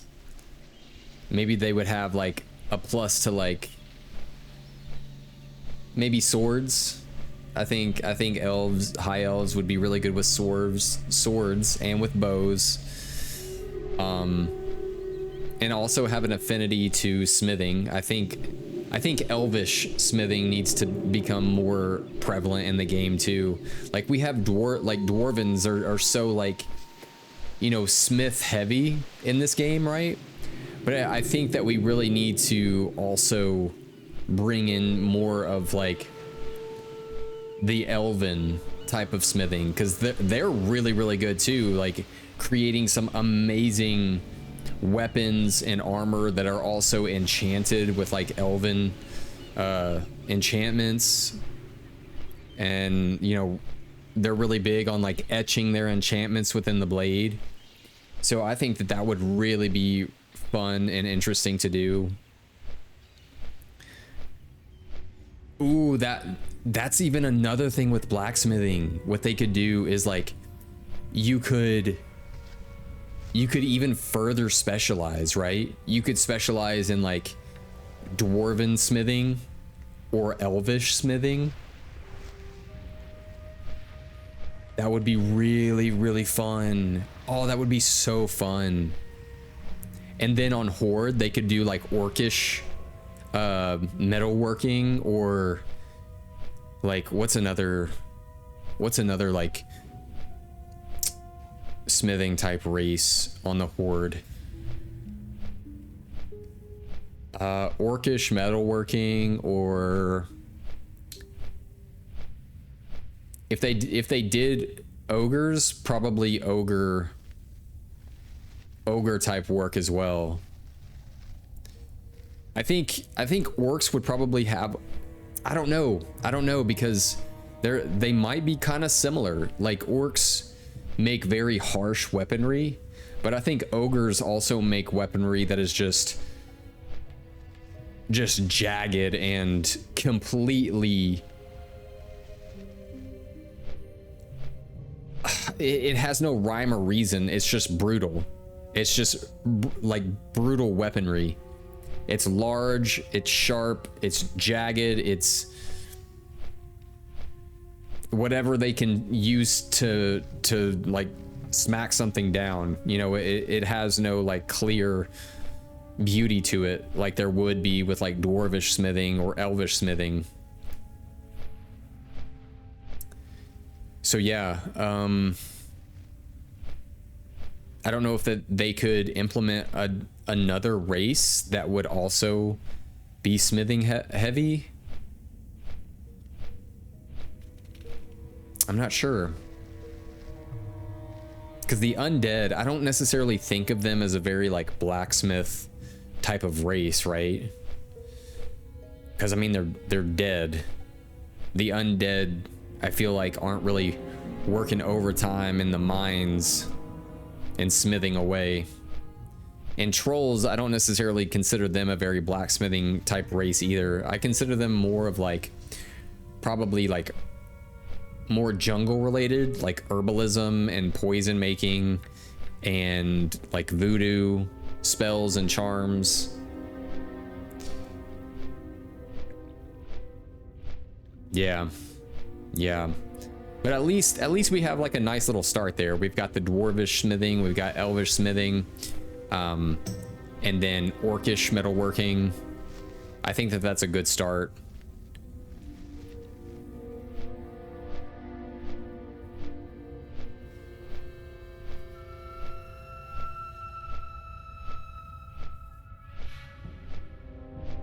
But maybe ogres could be another blacksmithing type race as well. It's just they make things that are very like large and intimidating, like large clubs, big jagged, two-handed weapons, stuff like that. Whereas like the orcs probably are more into like making axes, and they're not very sword knowledgeable, and they don't really appreciate the beauty of swords. So they're more into like axes, maybe maces as well.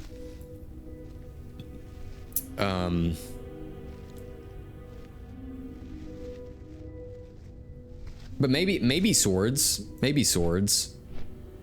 No, I don't think so. I think with orcs, it would definitely be maces and axes, and then some also like pretty crude like armor making. And then ogres could do maybe some like really jagged like two-handed type maybe swords, but definitely two-handed maces. So maybe ogres are pretty good at making just brutal two-handed large weapons, whereas orcs are mainly focused on making one-hander type things, very jagged, brutal one-hander axes and maces. That would be pretty cool. Yeah, that makes sense. And because it is Classic Plus, I mean, it is the reality too of all of this. Is like, okay, well, I want to be really good at making axes, so I do need to become an orc. Like, if I want to really be good at mastering orcish metalworking and making these things for the Horde, I have to go orc for this. And that's the beauty of Classic too, right? Is that you can't be everything. You can't have it all. Like, you do have to go down these paths. Like, you do have to be an orc to do orcish metalworking, and craft these things. And the same goes for Alliance. Like, yes, I play as human, and that's a hard pill to swallow too. Like, what if I do want to go into dwarvish metalworking or elvish metalworking? Does that mean that I have to play a dwarf or an elf? I don't know. I guess I guess technically I wouldn't like that. So I guess for Horde you wouldn't necessarily have to play as orc or ogres. You would just have to learn those things and go on like a pretty lengthy quest chain to really get on their good side and learn from them. Okay, so we are officially in Winter Spring. Where do we start? Where do we even go from here? Okay, well, let's start somewhere.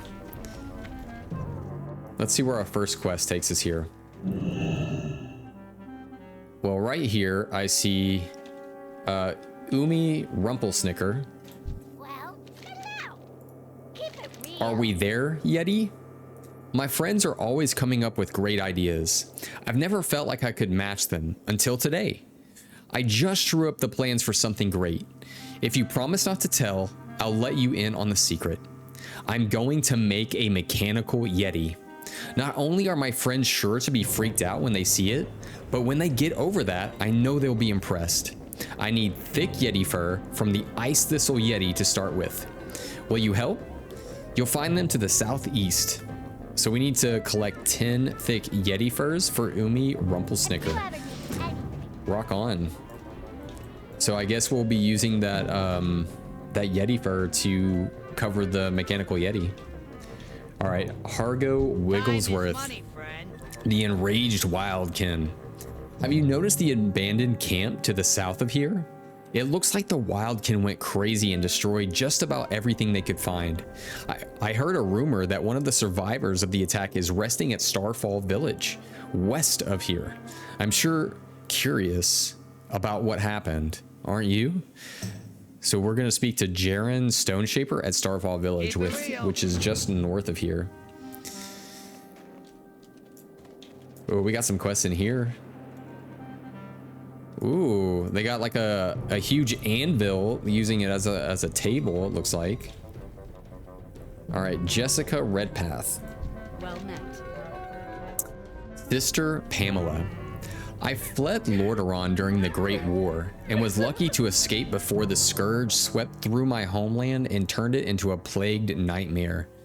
I was lucky, but my family was not. I fear they were all killed during the Battle of Darrowshire. Darrowshire is a village in the Eastern Kingdoms, nestled in the southern hills of what is now the Eastern Plaguelands. Will you go there and search for my family? I miss them so much, especially my little sister Pamela. Please find her for me. Be careful. Wow, so that's taking us all the way over, geez, to Eastern Plaguelands. All the way down here into Darrowshire. Wow. So maybe we do, after Winter Spring, maybe we go into Eastern Plaguelands. Maybe. All right. Wait, what else is in here? Gregor Greystone? Oh, he's got some quests for us. The Everlook Report. And he's part of the Argent Dawn.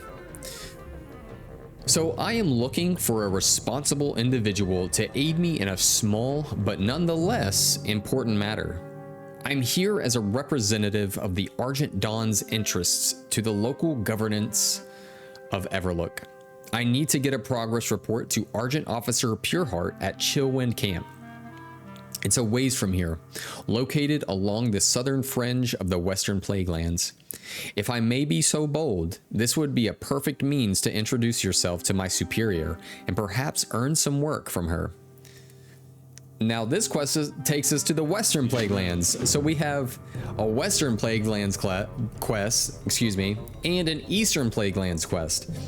I feel like that's telling us, hey guys, right after this, we need to hit up the Plaguelands. Maybe, we'll see. This quest is called Duke Nicholas Vernhoff. A recluse medium found in these parts by the name of Umbrance has provided the Argent Dawn with quite a literary masterpiece.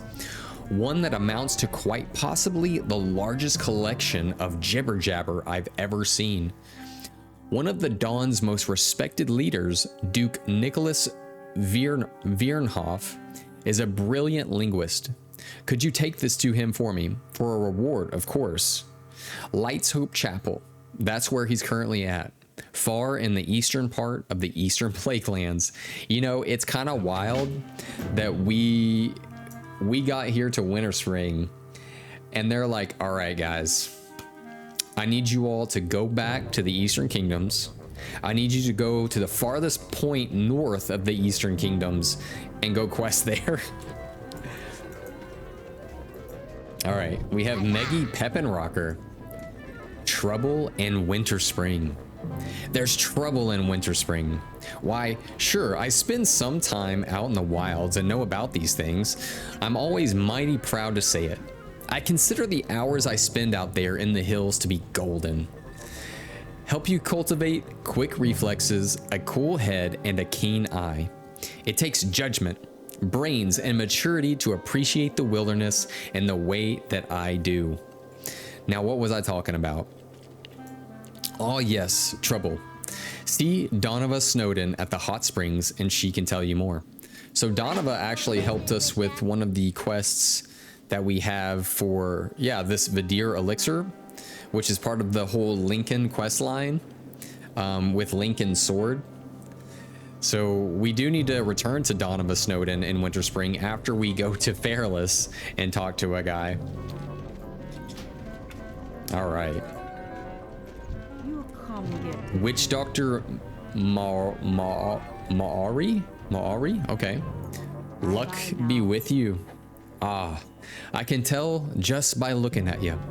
You be wanting to make a lucky charm. Maori always knows. To the south, you'll find a canyon and giants made of solid ice. The giants sometimes be carrying them, but you can always gather the shards yourself from the canyon. These shards have a powerful reflective quality. Bring back 10 Frostmaw shards and my lucky charm will be yours. All right. You be careful. And man, we get like nearly 5 gold from that quest too. What quests are over here? Waterfall ritual totems. Bring the empty. Okay. Okay, I'm actually surprised. A relatively decent amount of quests actually lead to Dawn of a Snowden out here, which is really interesting to me.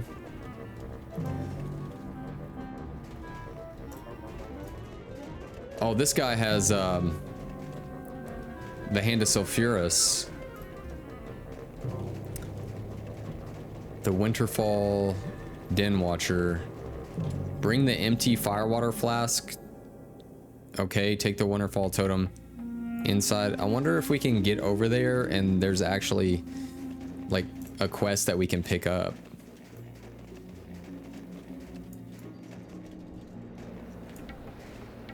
Is it like inside of a den type thing? Ice Thistle Hills.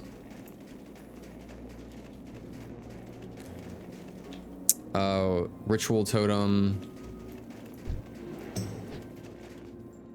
We can go over here and see what this is about.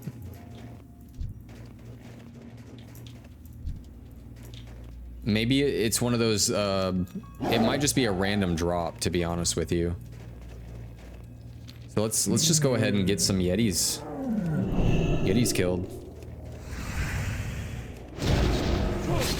Yeah, we'll do some Yetis.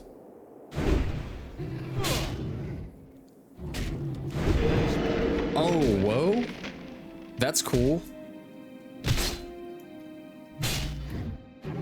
That is really cool that they can ice blast you like that.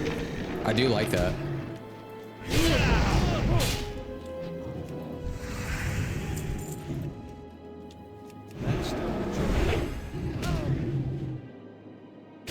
And they hit for about 48 to 60.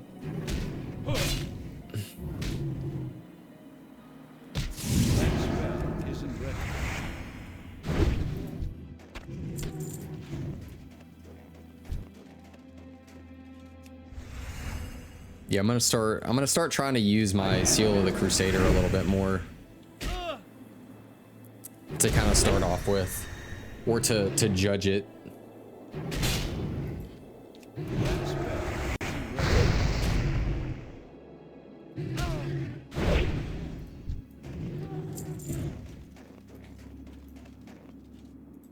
Oh, it doesn't look like that one drops the Yeti fur. So we need to go after the ones that actually drop the fur. Which there is a. It looked like there was a cave over here. But we'll get to it in. Well, actually, let's go check out the cave because there might be stuff to mine in it, which would definitely be nice. But on the way, we'll kill stuff on the way too. Boom.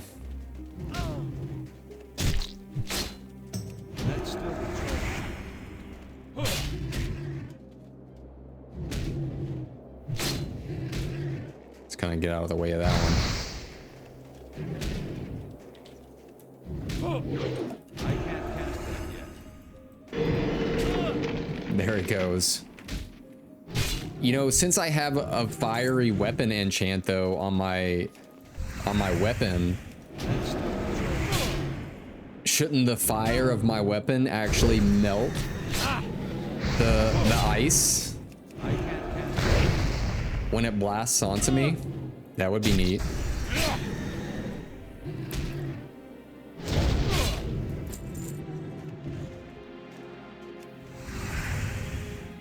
Let's see if there's anything to mine in this place.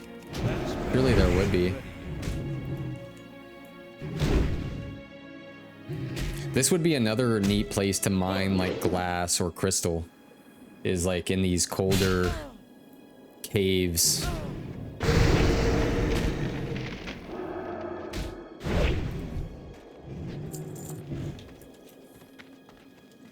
Yeah, I don't want to pull two right now. That's still recharging.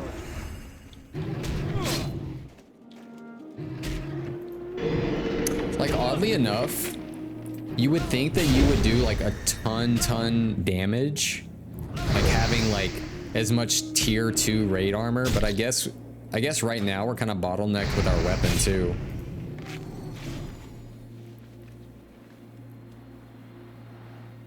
So we've killed a few of these bad boys, but haven't got any thick fur yet, which is kind of odd to me right now.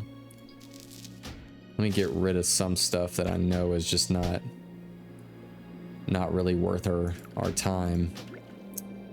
Now, where's that mana potion? Okay, right there. And another buff.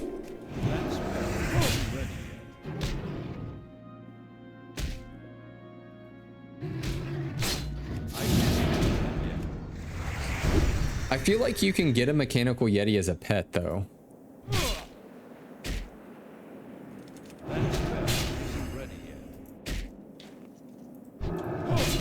Oh, we got one fur. There is light at the end of the tunnel.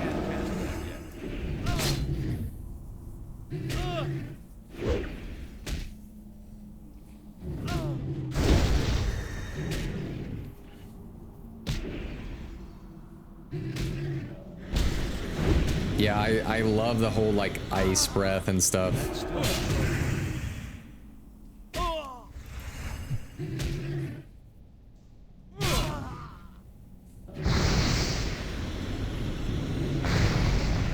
Oh, we got some hits with the fire enchant.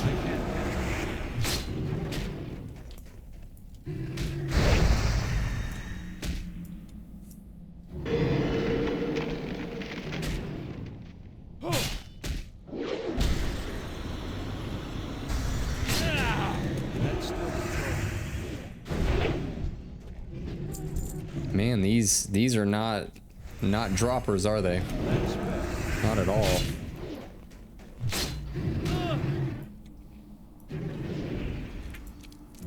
Ooh, since this is like a higher level place, I wonder if this cave might have some thorium.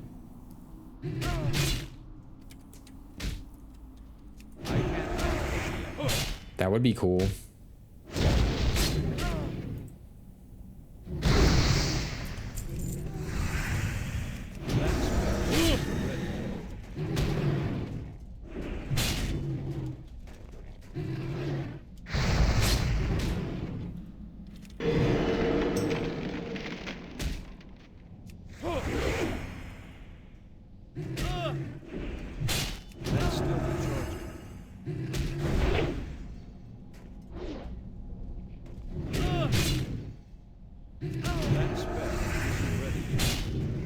Oh, we need to actually heal.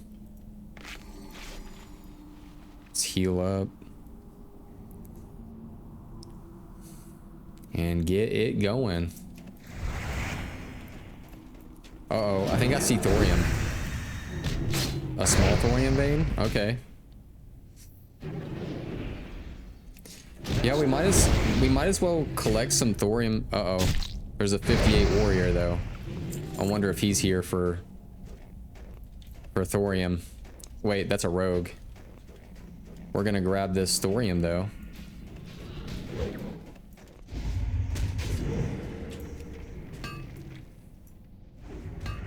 So if there's one thorium, there might be more.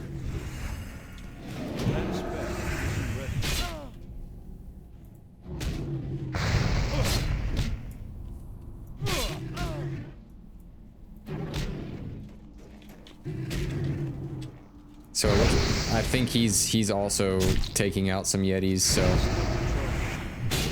we'll kind of follow this path just to keep ourselves a little safer and try to find some of these nodes.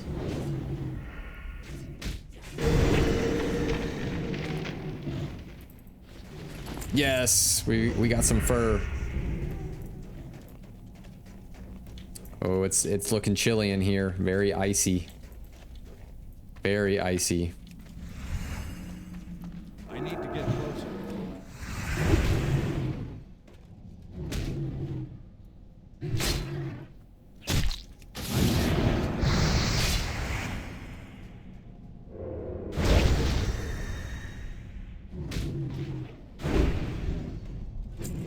I will say that we are hitting harder because we have probably tier 2 on.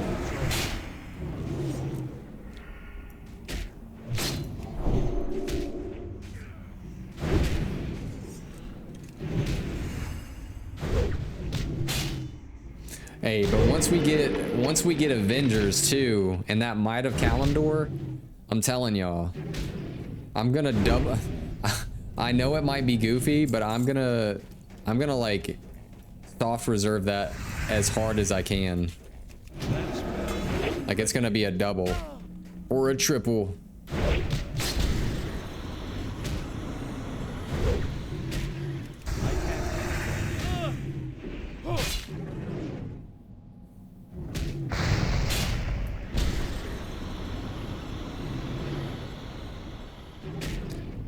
I was kind of hoping we would see a little bit more thorium. There might be another one up here though. Oh, I think I see one up there.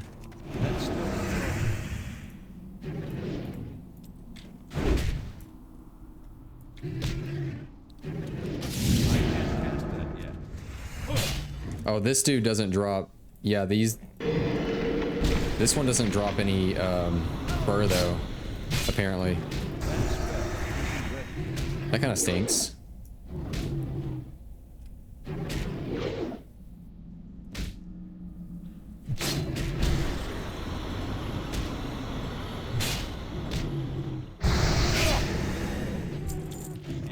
This one's patrolling though. We'll just go ahead and get this one.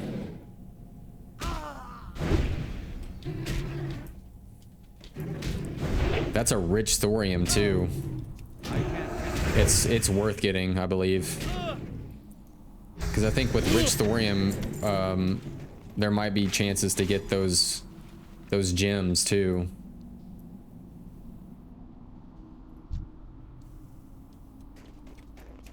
Let's see if we can just kind of sneak past this real quick. Oh, okay. So it eventually like comes after us.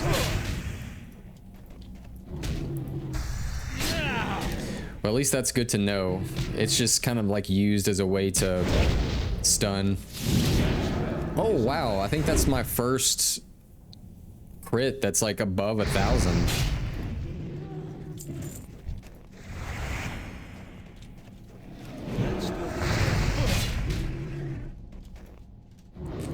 This might be the first time that I've mined a rich thorium vein.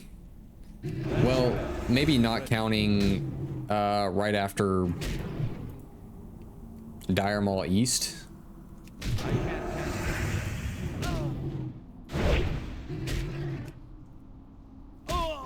Alright, let's mine this. See if we get something good.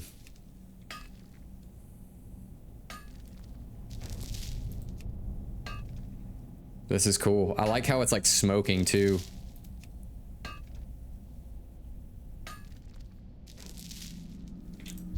Wow, so we got 1, 2, 3, 4 pieces of thorium out of that. That's kind of neat.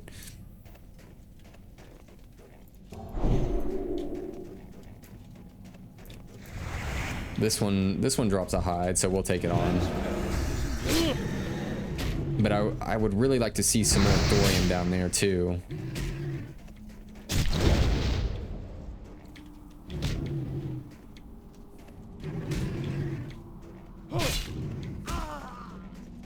Let's see if it'll... We're just gonna back it up.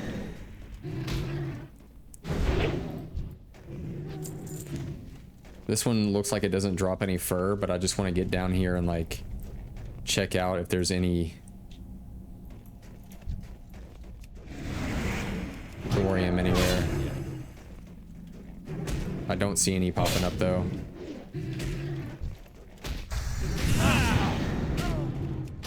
I'll still check over there though, because it looks like I just want to see over there.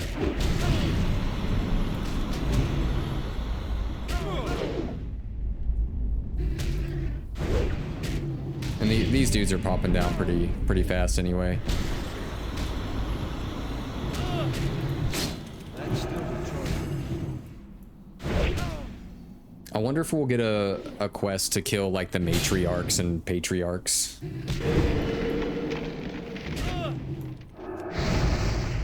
All right, let's go over here and just look. I want to see if there's anything. Because there's, I mean, it's a pretty like wide open space right here too. I'm surprised that there's nothing really going on over here.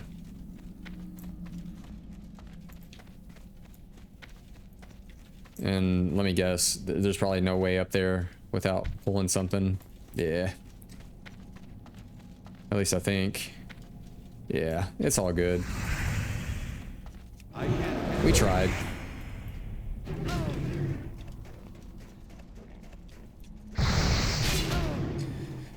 That spell isn't ready yet. Yeah, we definitely gave it the old college try.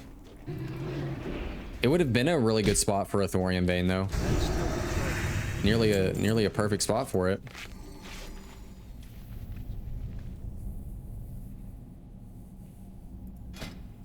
Also, rune cloth bandages are like top tier, man.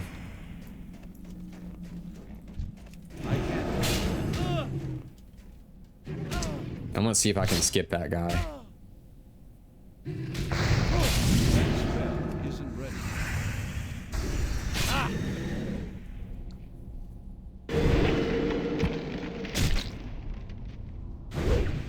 I'm gonna try to focus on just getting these like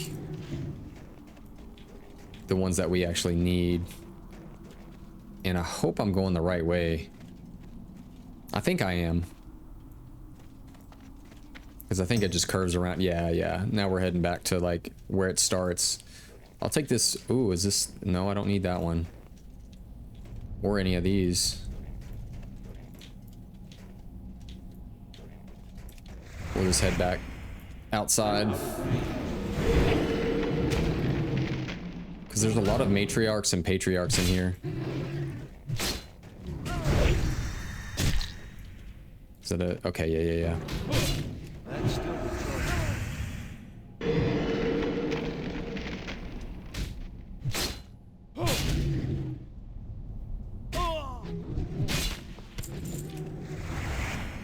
Well, slowly but surely. And we'll just take it back outside.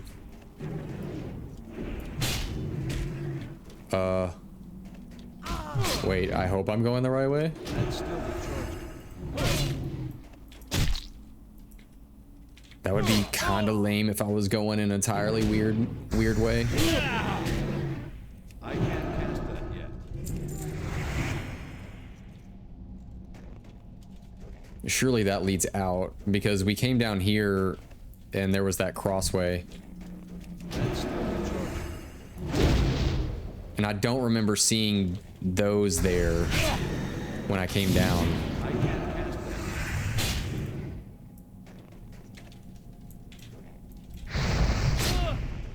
No, this is right. This is right because remember I came down here with that undead rogue and like I mined that thorium that was right over here. Yeah, so we're going the right way. Patriarch. Matriarch.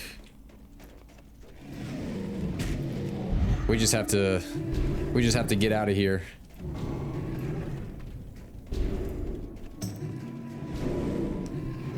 Make a jump. Yeah. We got this. We're getting away.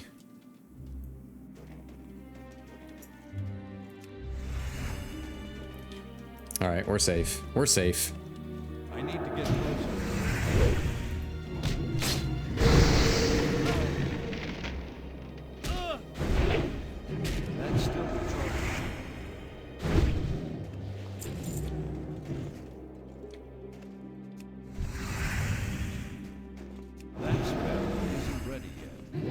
Oh no, it's a matriarch. I really didn't want that. I'm gonna try to just get away from it. I really don't want to like kill things I don't have to. I gotta pay attention to that.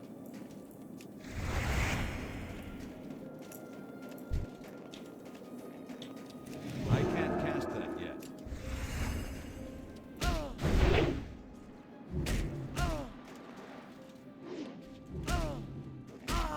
There we go.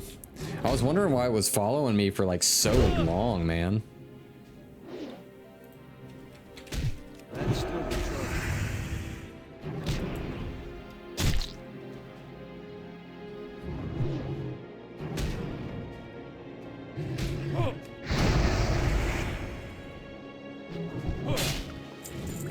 Yes, I'll take that mana potion, that's for sure.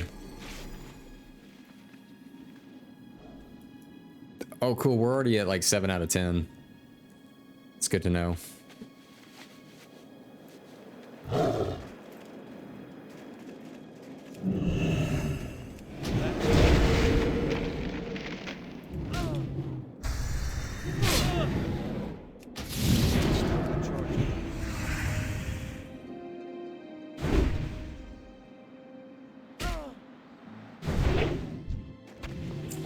Nice, nice.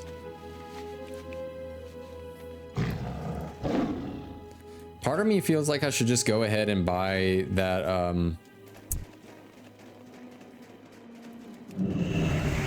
what is it? The Unstoppable Force. Because, will it not let us see it? Because we're in, oh yeah, because we're in combat. Part of me kind of feels like I should buy that Unstoppable Force. Ooh, what is this? That's cool. Dark Phantom Cape. Well, that's neat. A level 50 cape. A bind on equip cape. Well, that's nice. That's super nice.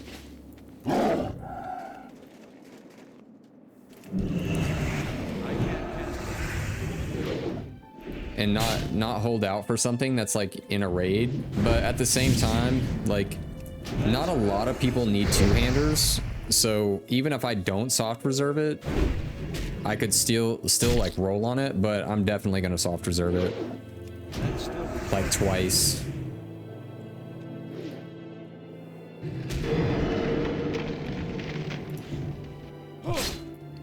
Like where's the Alteric Valley?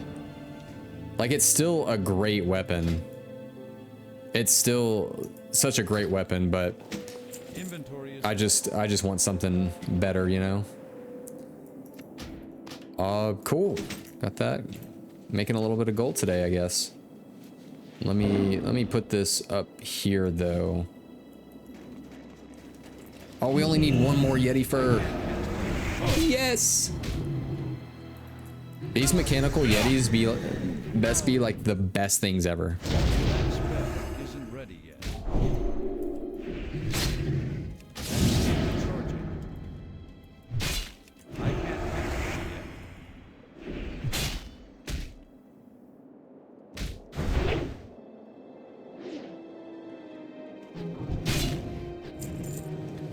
yet. 8. Oh, we need one more fur.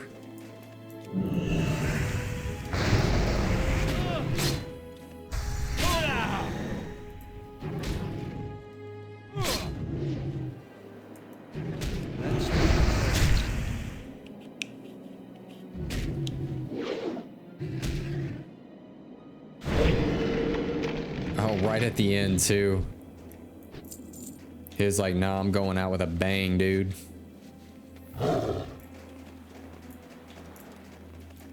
Let's go after the middle guy.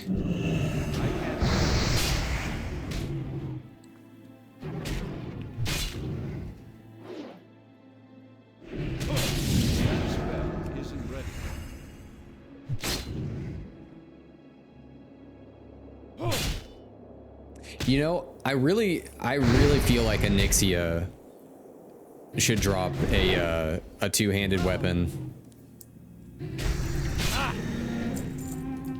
It would be really cool to have a two-hander made of like the claws of Onyxia.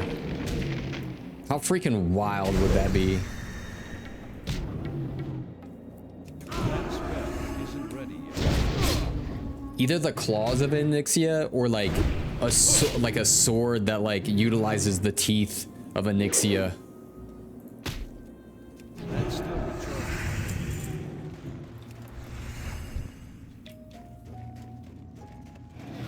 Oh, I can't cast that.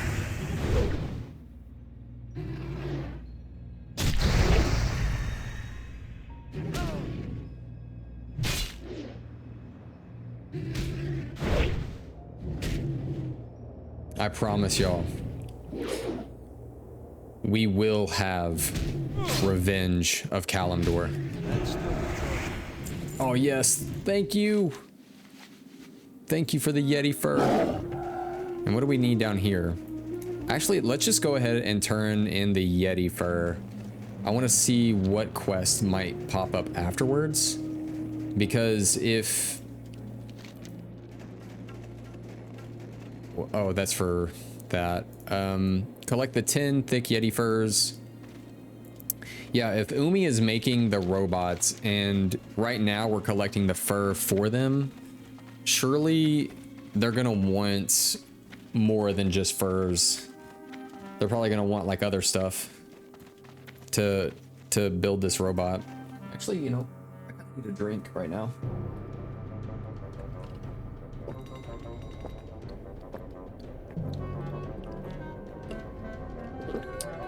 Just needed some water for a second. Feel like it's been a bit. All right, let's turn these furs in. Time is money, friend. Have a good one. Glad Okay, to these help. furs are perfect, Parzival McFly. We're off to a great start here. Yep, the start. Time is back.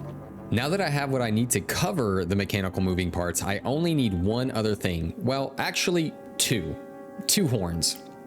The Ice Thistle Patriarchs and Matriarchs have the largest horns, so of course, those are the ones I want. That type of Yeti inhabits a cave to the southeast. There are plenty of them there. You shouldn't have any problem finding them. Remember, I only want the best looking ones. No beat up or broken horns, please.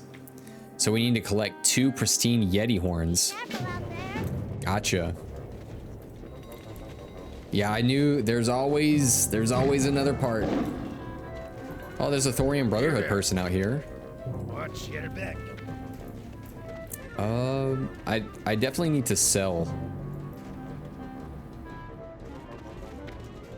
Who can we sell to though? What is that? There's a book here. Malifoss's catalog. The Thorium Brotherhood Fall catalog. Inside you will find the hottest deals on all your adventuring needs. We'll even show you where to pick up those difficult to find components and supplies. Oh, here's a tradesman. Well, alchemy supplies. Time is money, friend. Let's get rid of this. We'll go ahead and vendor that. Auction. No, we'll just vendor that. That. We'll keep solid stone, I believe, just to make into some things. We're obviously gonna keep that and sell that on the auction house. Yeah, we're just kind of clearing some bank space right now. Or not bank space. Bag space, you know what I meant. Dent stone. Aquamarine. Was there any... Ooh, let's open that clam. You never know. Okay, just clam meat. What do you want? Yeah, you just never know though. That.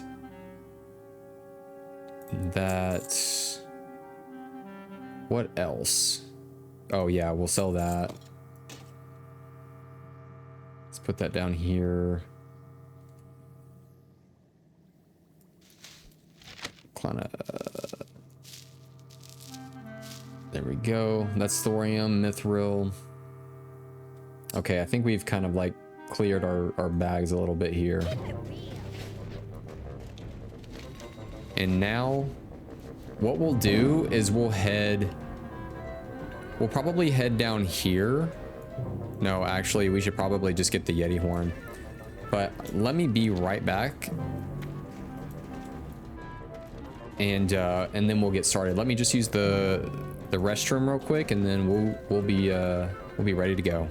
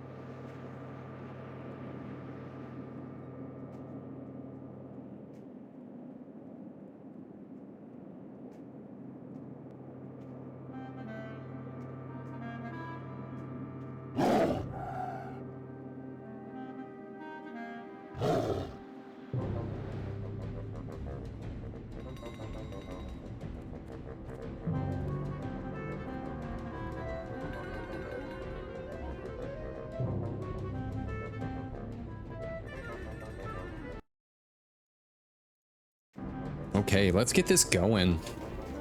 Let's jump into the action.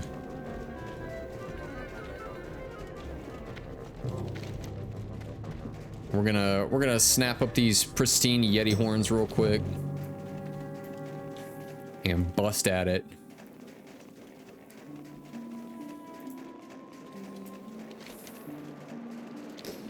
And here we go. I'm glad that there's at least a few out here that we need.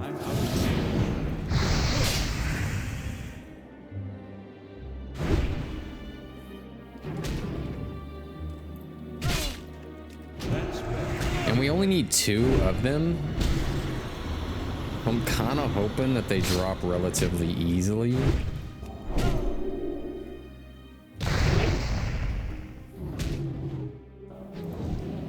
Sweet, we got 1. It's a nice start. It definitely is a nice start.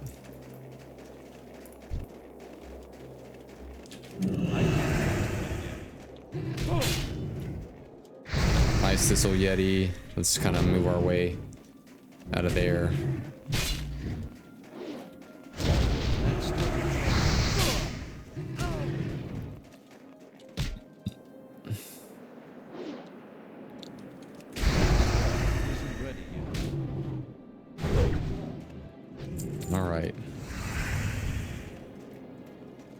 Isn't that kind of crazy that like I want Might of Kalimdor much more than I want like the healing scepter and stuff from AQ?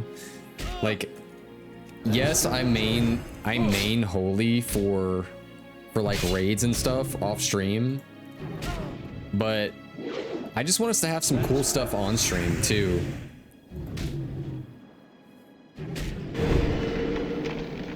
And I've just been wanting like a really cool two-hander for a while.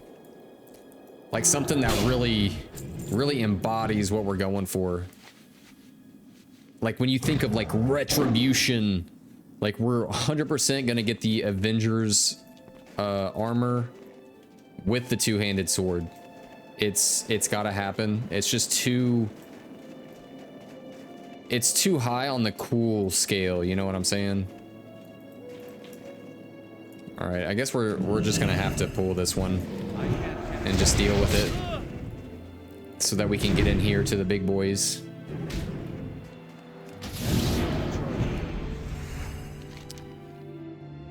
I know there's a few out there, but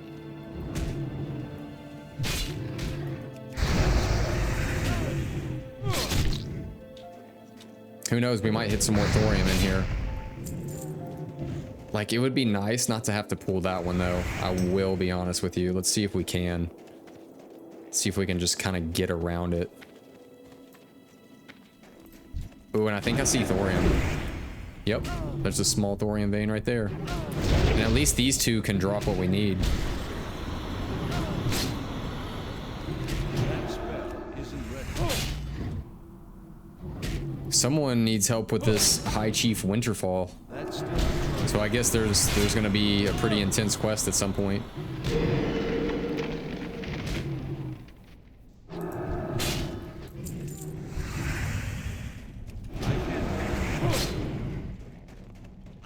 Ooh, that would be super nice if it dropped off this one.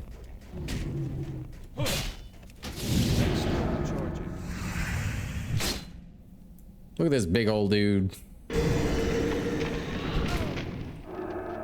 that spell isn't ready yet. Man, he just like smacks you upside the head. No big deal. Hey, just in time, man. It's too far away. Welcome to the party. Let's bring you back here. And then we'll get this thorium.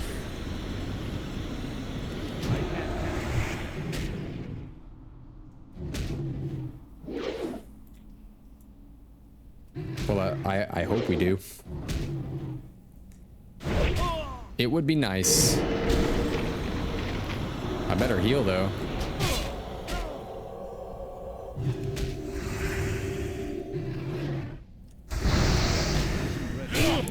Gotta throw the hammer.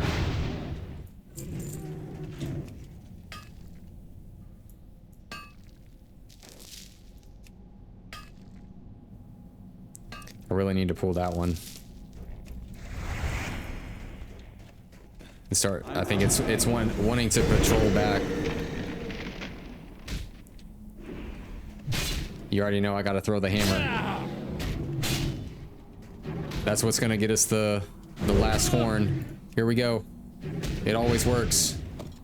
Okay, it didn't work that time. But we do get to make some gold off this. So, I'll take that at least. And we're gonna get some mana real quick too.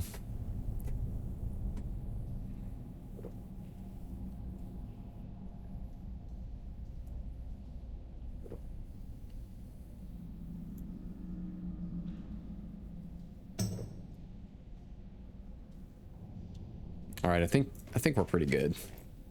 We'll be okay.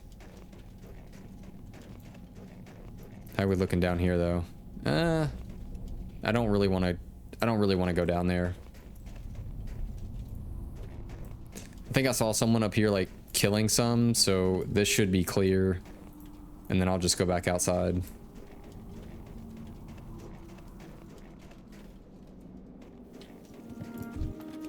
Yeah, we'll pull him. Nice. That was perfect. It was like DoorDash. They brought it right to us. I love DoorDash.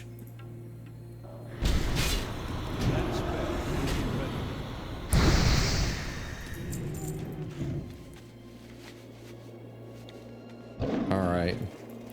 Let's see if we can grab some that are just chilling outside. Yep, there's one.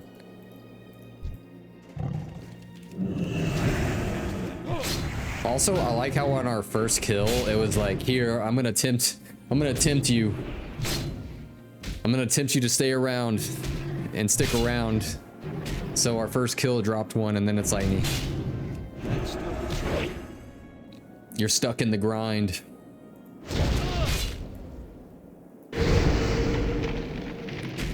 Hammer.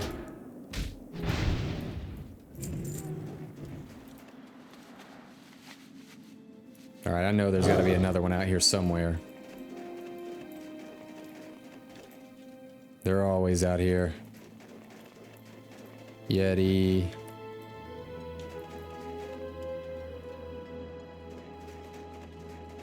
Yeti. Maybe they just don't feel like hanging out today. Maybe they all did go back into the cave. They wanted to rest and recover. Oh, there's one. You can tell that they are significantly larger than the other ones.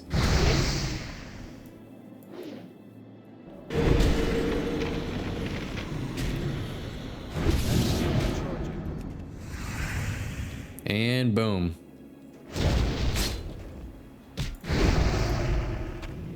Dang.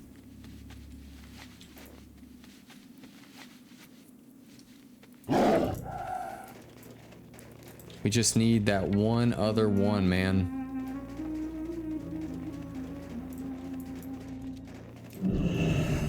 What's up, buddy?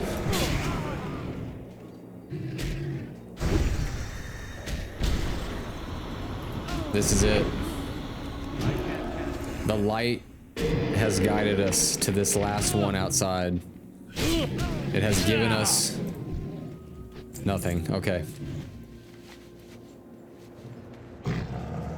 That's okay.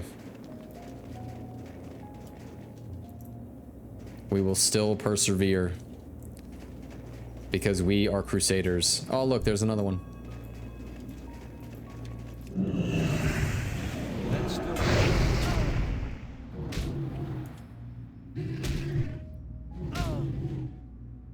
All right, big damage.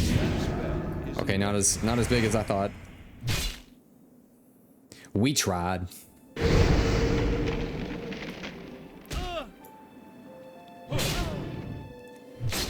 I wonder if this armor is just so excuse me, it's just like so cold on us.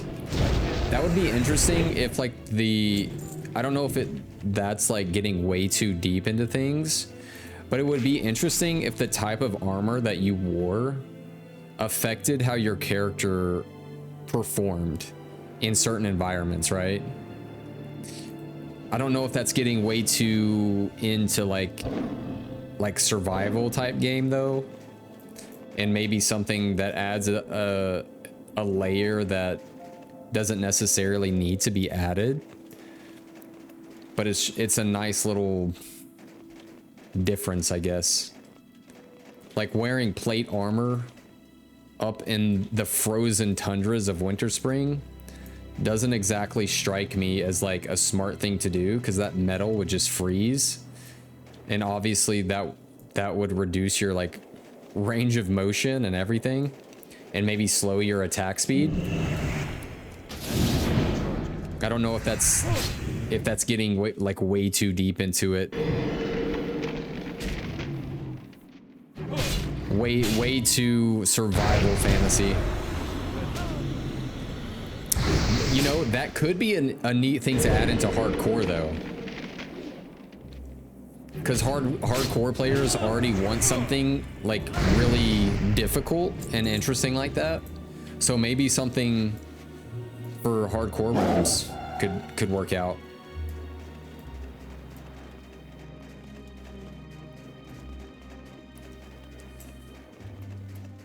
Is this another one? Yes. You know, I'm actually so surprised that we got here and on our first kill we got a pristine Yeti horn.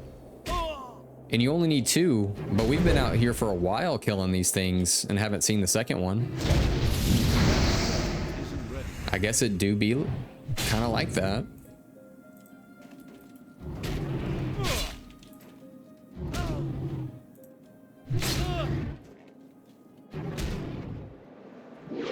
Just the stream of dead Yetis everywhere.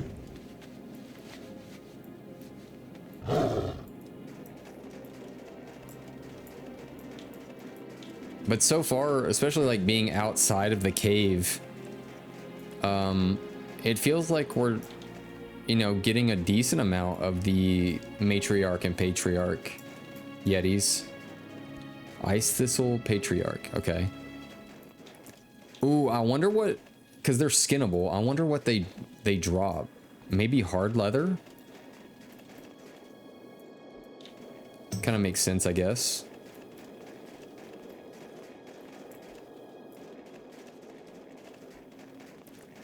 I'm kind of hoping not to go into the cave though. I'd rather stay outside of the cave.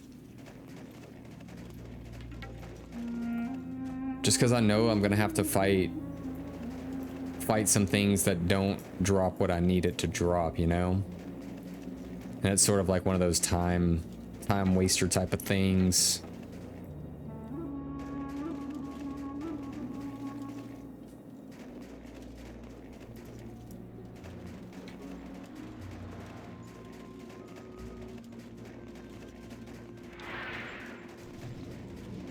Although we might have to go back. We might have to go back to the cave. The Cave of Wonders.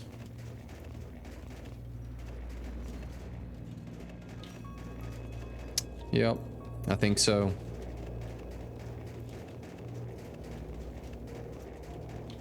I think so. I'm gonna try to sneak past what I can though. Okay. It just is what it is, man. I'm gonna take out these two.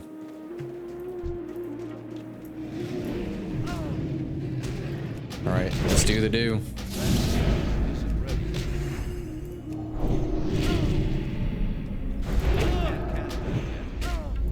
Bring them down.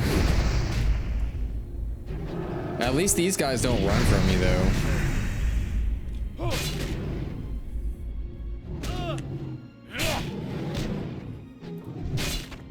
Some roasted quail. Ah, shoot. You know what? Screw it. I'm just gonna move in on them. Just do what we gotta do.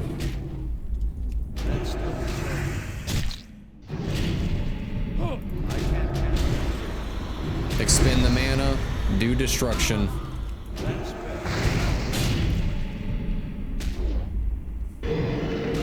Oh no.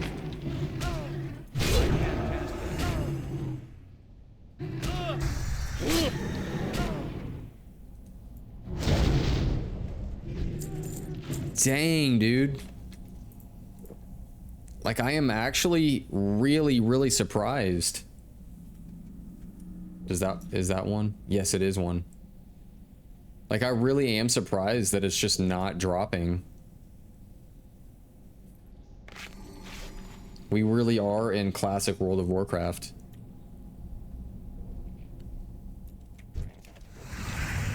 It's too far away.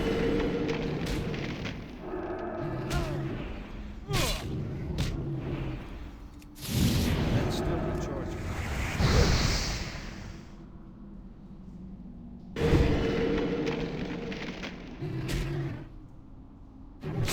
I don't know why, but for some reason this one, like,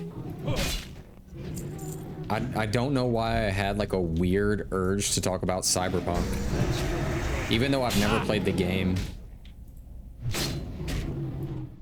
We will be playing it though. We will. Right now, we're working on some other ones. I think we're gonna be starting maybe, excuse me, Borderlands soon. Maybe. Because I definitely want to get ready for Borderlands 4. Oh, thank goodness. I definitely want to get ready for Borderlands 4 and play through that for sure.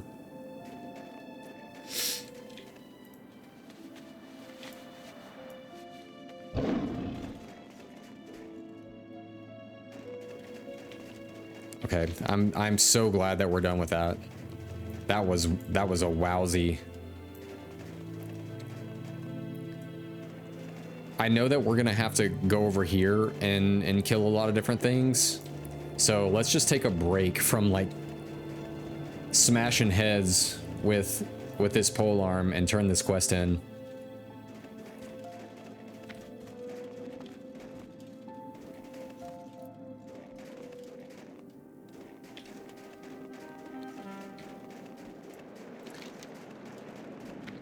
I do be wanting to go up here and see what this is about. This Frost Saber Provisions. Chillwind meat and Shardtooth meats. Do we even have any of that?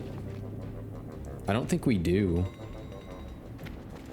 Yeah, I don't think that we do. Which is okay. I do want to sell... I got what you need. I do want to sell this though. Okay. Careful out there. Let's talk to Umi. Interesting. Have a good one. Oh, what did she say though? Hold on. Yeah. What do you want? I've just about finished attaching the fur, Parzival McFly. Please hurry back with those horns. I can't wait to show my friends. Now, just wait a moment while I attach these. Perfect. All right, she attached the horns and the fur. So it's all ready, Parzival. Now, I sent some mail to my friends already, telling them that I have a surprise for them. This is where you come in. I'm going to give you my mechanical Yeti, and you need to surprise them by paying each of my friends a visit, turning the Yeti on and sending it towards them. Once you have shown Legaki in Everlook, Sprinkle in Gadgetson, and Quicksil in Marshall's Refuge, come back and tell me what happened. Please bring my Yeti back to them. Or back to me then. Okay, so Winter Spring, Tanaris, and Unguro Crater. And then we get a mechanical Yeti. That's cool. Yeah, let's do it. So we need to see the innkeeper Vizzy, right? Is this an inn? What is this? Oh, a light armor merchant. Maybe we can repair. I got what you need. Ooh, that's a hefty repair bill. Be good. Okay, where is the inn? This looks like an inn. And it reminds me of like the buildings in Star Wars on what planet is that? Oh, Tatooine. It reminds me of that. All right, where's our Yeti? The mechanical Yeti, we'll turn that on, and we're looking for like Vizzy. Maybe this isn't the inn. It looks like an inn. Himmick, innkeeper Vizzy, right here. Interesting. Select Umi's friend and click release the mechanical Yeti. Okay. Aha! Potential customer. Be good. That's the one, right? Are we there, Yeti? Take Umi's mechanical Yeti. Select Umi's friend and click to release the mechanical Yeti. No, Legaki. Okay. So we need to find him. Himmick. Where's Legaki at?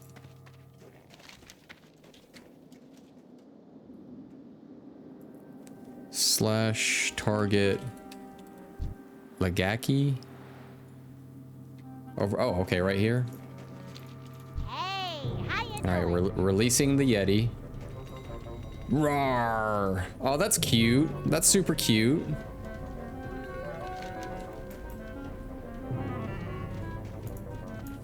That's so funny.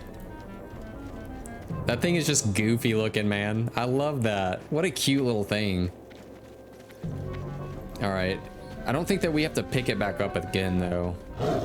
All right, and we'll head to... We'll see which flight is, like, easier. Oh, wait. That's going to be, like, a long flight, isn't it? Because we got to go to Tanaris and then Unguro. It might be a nice change of pace, though, because we were just killing stuff for a while. It might be nice to kind of get out and go do that.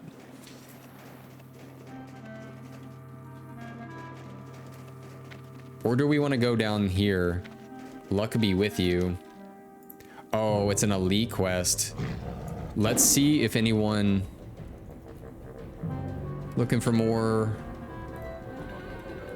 We'll just see if there's like anybody doing that quest.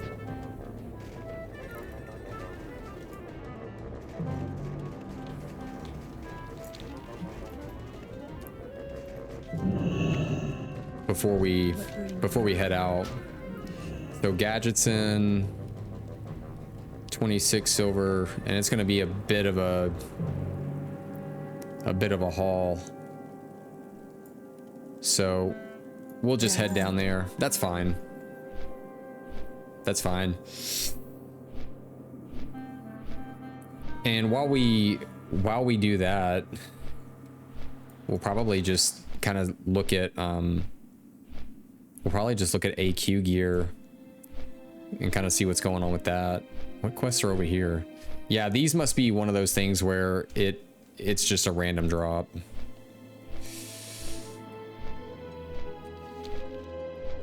All right, let's actually look at AQ. Like, to be honest, I mean, there are some really, really good things to get. Oh, this is interesting. Ooh, a blessed Karaji war axe. It's one-handed though.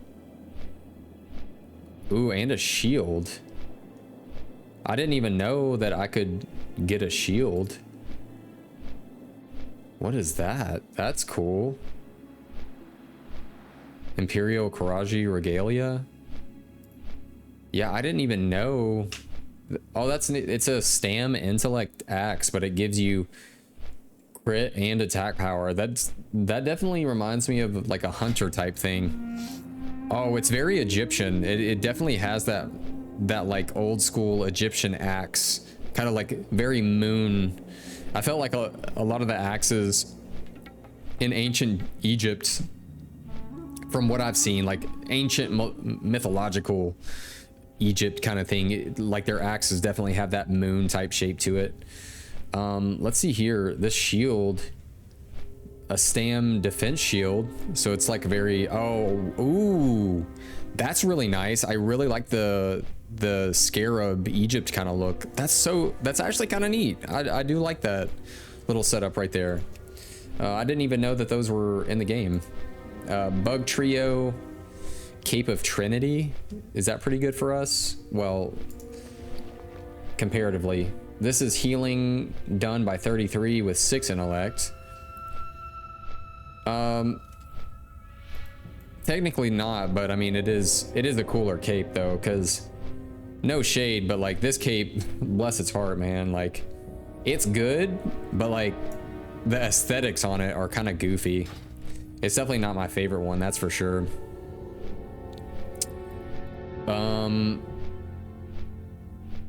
No on the neck, although it is, I do just like some of these things. Like we have animated chain necklaces. It gives us no intellect, but it does give us healing 33. This one only gives 8 healing, but 13 intellect, you know?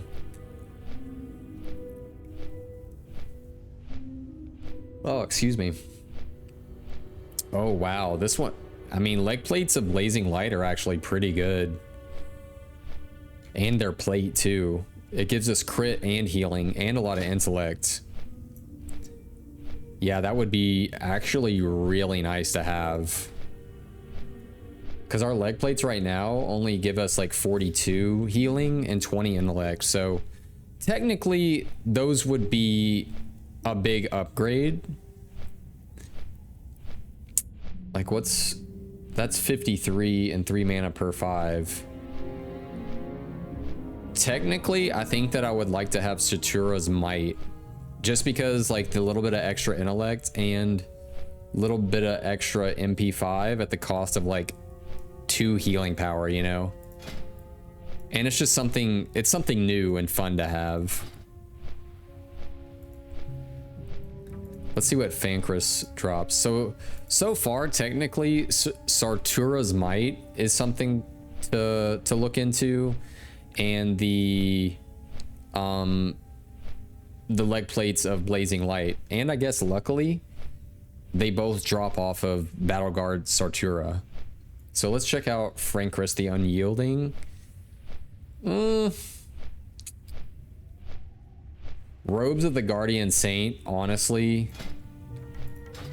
like, honestly, are insane. They really are insane. To be honest with you though, I'm not a big fan of wearing the robes. Like as a paladin, it's just like, you know what I'm saying? You might be technically on paper better, but it's just not as cool, man. Like I want to look like a paladin. I want to wear plate armor. I want to be the holy warrior. I don't necessarily want to be a priest. So I know that all the paladins will be going after that, but I don't necessarily have to.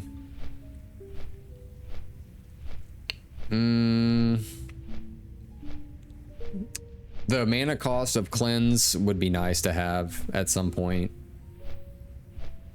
What's this dude drop? Strength stam.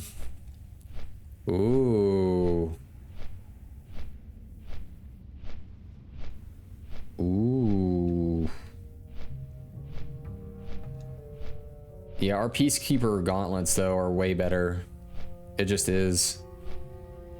But they are, that's a super cool name though. Gauntlets of the Righteous Champion. Like, duh, that sounds cool. We'll probably get them though, just because of the aesthetic look.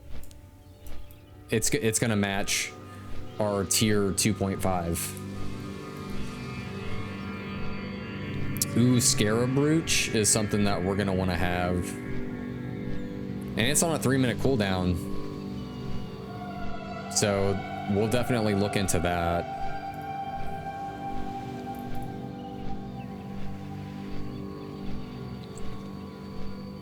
Yeah, Avengers, all the Avengers stuff is going to be pretty fun to have.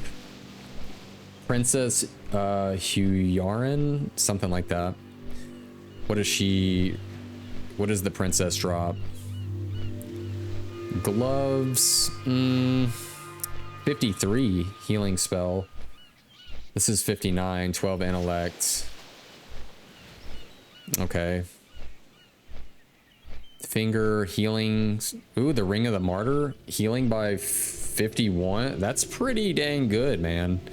I would probably switch that out because we have Cauterizing Band and Forging Seal. I would probably get rid of Forging Seal at that point. And the best one, Kalimdor's Revenge. Twin Emperors. I just really want that sword. I really want the sword. It just is what it is.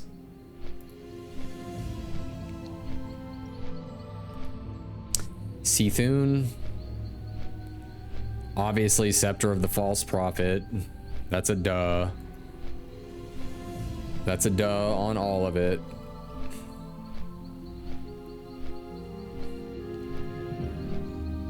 Then Amulet of the Fallen God. Yeah, so there's some really good stuff in there, but we're gonna go for Kalimdor's Revenge. Yep, that's the big boy. That's what we want. 100%. It's 81.9 damage per second. What does this one do? Dark Edge of Insanity is better for sure,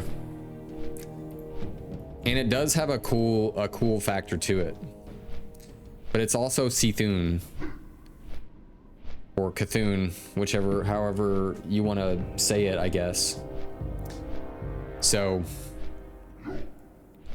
it might be a little bit harder of a thing to get until our guild has it on farm. So I feel like focusing on Kalimdor's Revenge might be my best bet.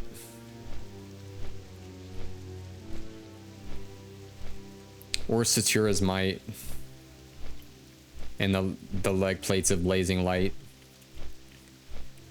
I feel like the leg plates of Blazing Light would be a giant upgrade, to be honest with you. The leg plates of Blazing Light. Where was it? The robes of Guardian Spirit And, well, actually the Scarab Brooch too. So I have about 3 or 4 different things on here, but what I'll probably do on my first AQ40 is reserve. Yeah. I'll probably do 1 holy one and then ret. And I feel like leg plates of blazing light is going to be my best bet. I mean, it still gives strength too, which is nice. Obviously, you know, not as much strength. It still has the same stamina, but we gain a lot more intellect. And we get an increase to our critical strike, well, with spells. So I think it would still be worth it, to be honest with you. Just overall. So we'll see. We'll see.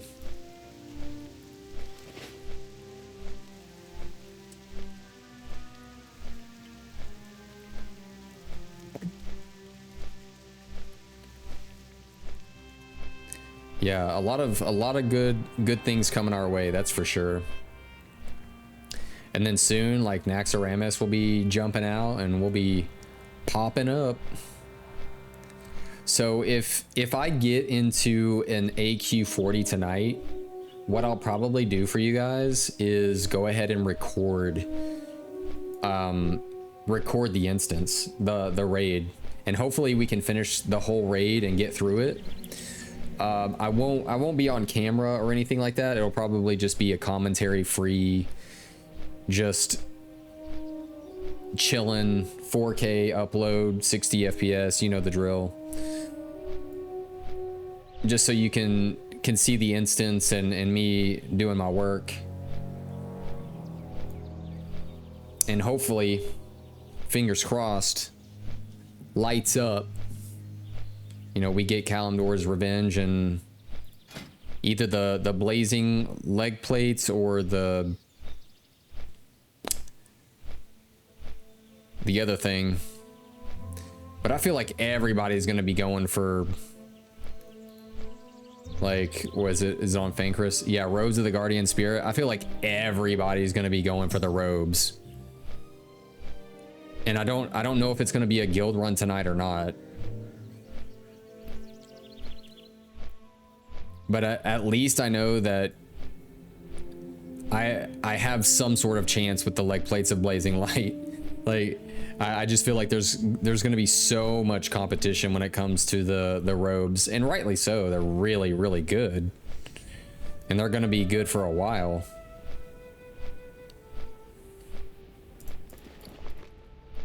Oh yeah, also I did get a Nyxia hide backpack. I kind of want to keep running Nyxia, just one, because, you know, you get gold for downing the boss, you know, that's always cool. But more chances at 18 slot bags too, and just kind of have a full thing of 18 slot Nyxia bags. That'd be really fun.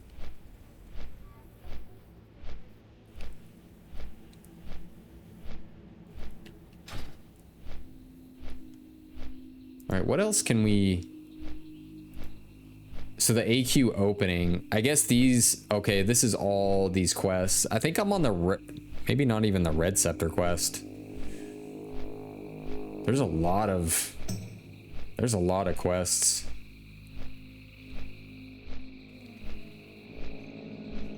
Ooh, this gives a cooking one though. That's neat. Recipe, Dirge's kicking. That's neat. It sells for a lot too. Rightly so though. Requires hot spices, goblin rocket fuel, deep rock salt, and Chimerok tenderloin. Who knows? I wonder where that comes from. Chimerok chops. Maybe those were those flying things in Winterspring.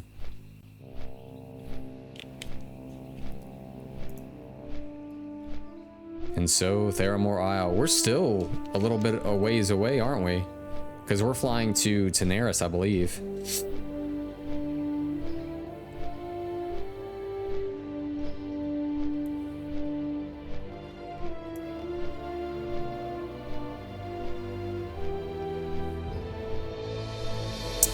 Ooh, Fell one is another one that we need to grab soon.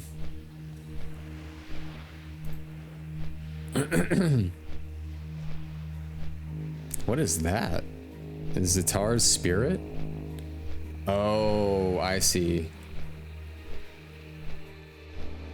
I see. Okay. I see.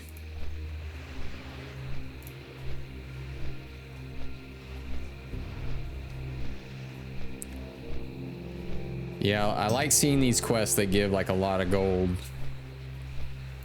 That's what we want, man. Nearly like 5 gold for a lot of those. Yep, that's where it's at. You know what? Maybe by the time Wrath of the Lich King comes out, we can get oh, what is that one achievement by the time that comes out? It's like where you do all of the quests. What is that called? I completely forget what that's called, but y'all know what I'm talking about, where you do all of the quests in like Eastern Kingdoms, Kalimdor, Burning Crusade, and I think that you get a tabard too as well, like the Explorer's Tabard, or I don't know what it's called, man. It's there in my brain, like I know what it is, but I don't know the name of the actual achievement. And that should be fun. Hopefully, hopefully, fingers crossed, right? They do come out with a classic anniversary Wrath of the Lich King. That would be so fun, because we would 100% try to get the Arthas weapon. I really want that weapon. Who knows? Maybe even Wrath of the Lich King will probably stay like holy Retribution, but maybe Retribution really packs a punch and we like get to fully commit to Retribution. That would be really fun. But holy is a lot of fun too. All right, we're gonna go scare Sprinkle real quick. Welcome, friend. All right, let's scare Sprinkle. Boom. That's funny. It's the mechanical Yeti, that's what it is. And then we need to head to Unguro Crater. What can I do for you? So let's fly to Unguro. Your feet on the ground. Let's grab a drink too. I like that a lot of these Griffin Masters and Flight Masters all have like sunglasses on, or some form of like glasses, right?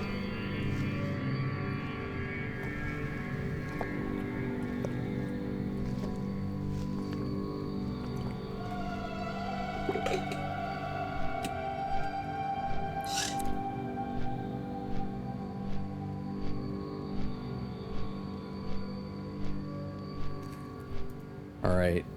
Here is the we're gonna dream for a second. We're gonna dream. Here's our dream Retribution setup. Let's go to collections.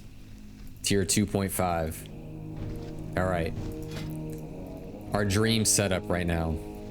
We have the Avengers set, right? We have all of that. All right, we have that. Then, oh wait. Tier sets. Then we go to AQ sets. Then we put on,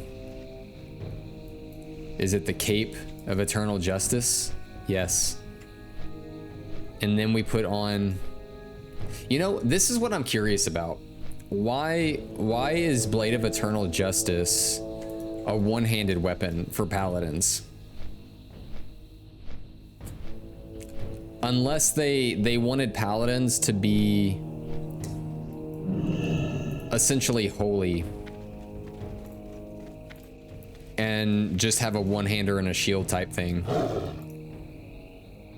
But regardless, we have that on. Then we go to AQ. And we put on... Where is it? It's the handpiece that looks cool. Yeah, Gauntlets of the Righteous Champion. We put that on. All right. Now we're really locking in, man. Now, Kalimdor's Revenge. Dude, this is nasty. Absolutely disgusting. Destructive in every way. How does it compare to Dark Edge? Like, it looks cool, duh. But Kalimdor's Revenge is just way too cool, man. This set is honestly the craziest thing. This is the goal, guys. This is our goal. All right, who are we looking for? Yo. Quixel? Let's give him a scare. Boom.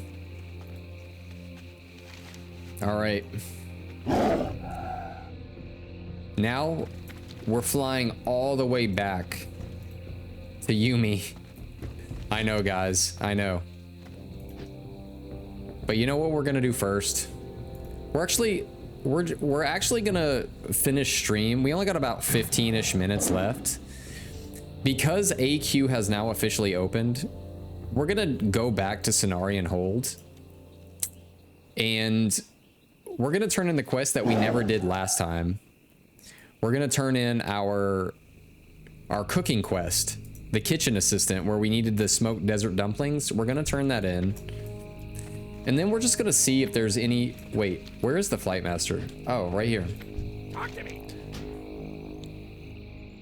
Right back. Because I know that because we only have about 15-ish minutes left of stream, the flight is gonna take all of that. So we might as well, you know, kind of finish this quest, see what it gives us, and then check out AQ. Well, let's check out AQ together and see what's going on, and we'll walk up to the gates and all of that too. It'll be really fun.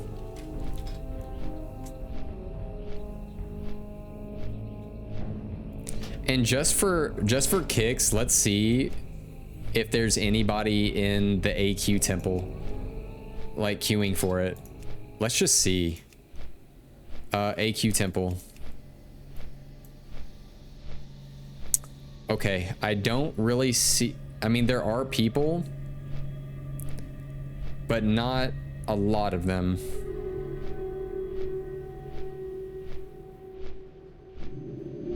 Yeah, not a lot of them. Maybe because it is really like a more high-end type raid. Let's see if there's a lot of people in the ruins though.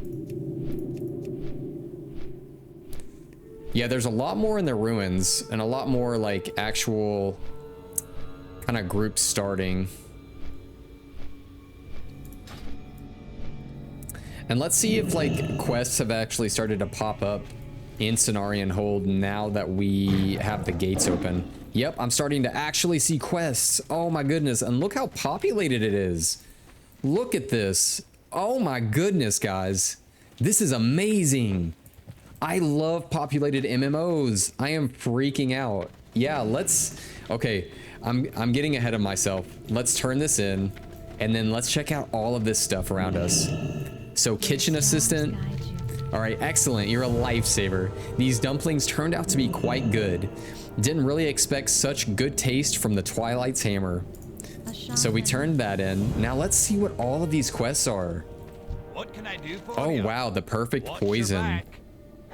Wants you to bring him Vinox's venom sac. Ooh, what is this? Yeah, Dirk Thunderwood. My brother and I run the poison operations out of the manor Ravenholt.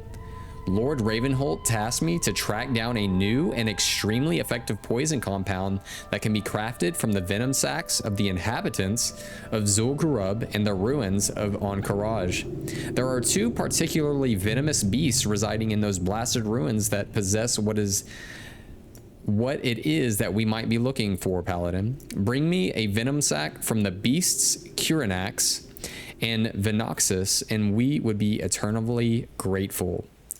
So what can we get from this quest? Healing 37, 6 intellect. I think that actually is better than our Aura Stone. I mean, we lose some intellect, but it's actually like kind of better in a weird, terrible way. But it does look like a nice Paladin hammer. We'll go ahead and pick that up. That is funny. There's so many quests here now. How may I help? Oh, the Cape of Eternal Justice. Ooh, this is the cape that we need. Yeah, what do we need from this? Okay, I'm glad to hear you're aiding us in our attack on Encourage. I can make you a protective item that'll be of assistance in the fight against our enemy, Paladin. I shall need a Karaji drape, which I'll realize for you, of course. Oh, which I'll resize for you, of course. I'll also need idols and scarabs, which I'll use to create a suitable clasp. I promise you won't be disappointed. So we need a Karaji Regal Drape, 2 obsidian idols, 5 gold scarabs, and 5 clay scarabs. Wow. You must also obtain revered reputation with Cenarian Circle. Wow. Yeah, we'll take that one. That's cool. Ooh, let's see what else is available. I am just so happy right now. I think these are down here. Ooh. Yeah, Windcaller Yasandra. This is for the Ring of Eternal Justice. Is that good for us? It gives us strength, stamina, and intellect. I don't think it's that great per se, but it might be fun to have. Let's see here. The rings worn by the Karaji lieutenants are rumored to grant them formidable abilities. The corrupted gems that adorn them could, in theory, be swapped out with more pure materials to create uncorrupted versions of the rings. The gems that adorn Karaji idols, would work quite well, as their quality is superior. Bring me the ring and idols, and I'll create a powerful ring for you, Paladin. Ooh, okay. And what's this? Dukes of the Council. Wow. So we think it is possible to use a windstone to ambush a Duke of the Abyssal Council. To do this, however, one must commune through the windstone and convince the council you are a middle-ranked leader of the Twilight's Hammer. Such a gambit requires a replica of the Colt's Medallion of Station. I can create the medallion, but I will need a large, brilliant shard and crests worn by the Abyssal Templar. Bring this to me, and I will do the rest. Be careful. Okay, why not?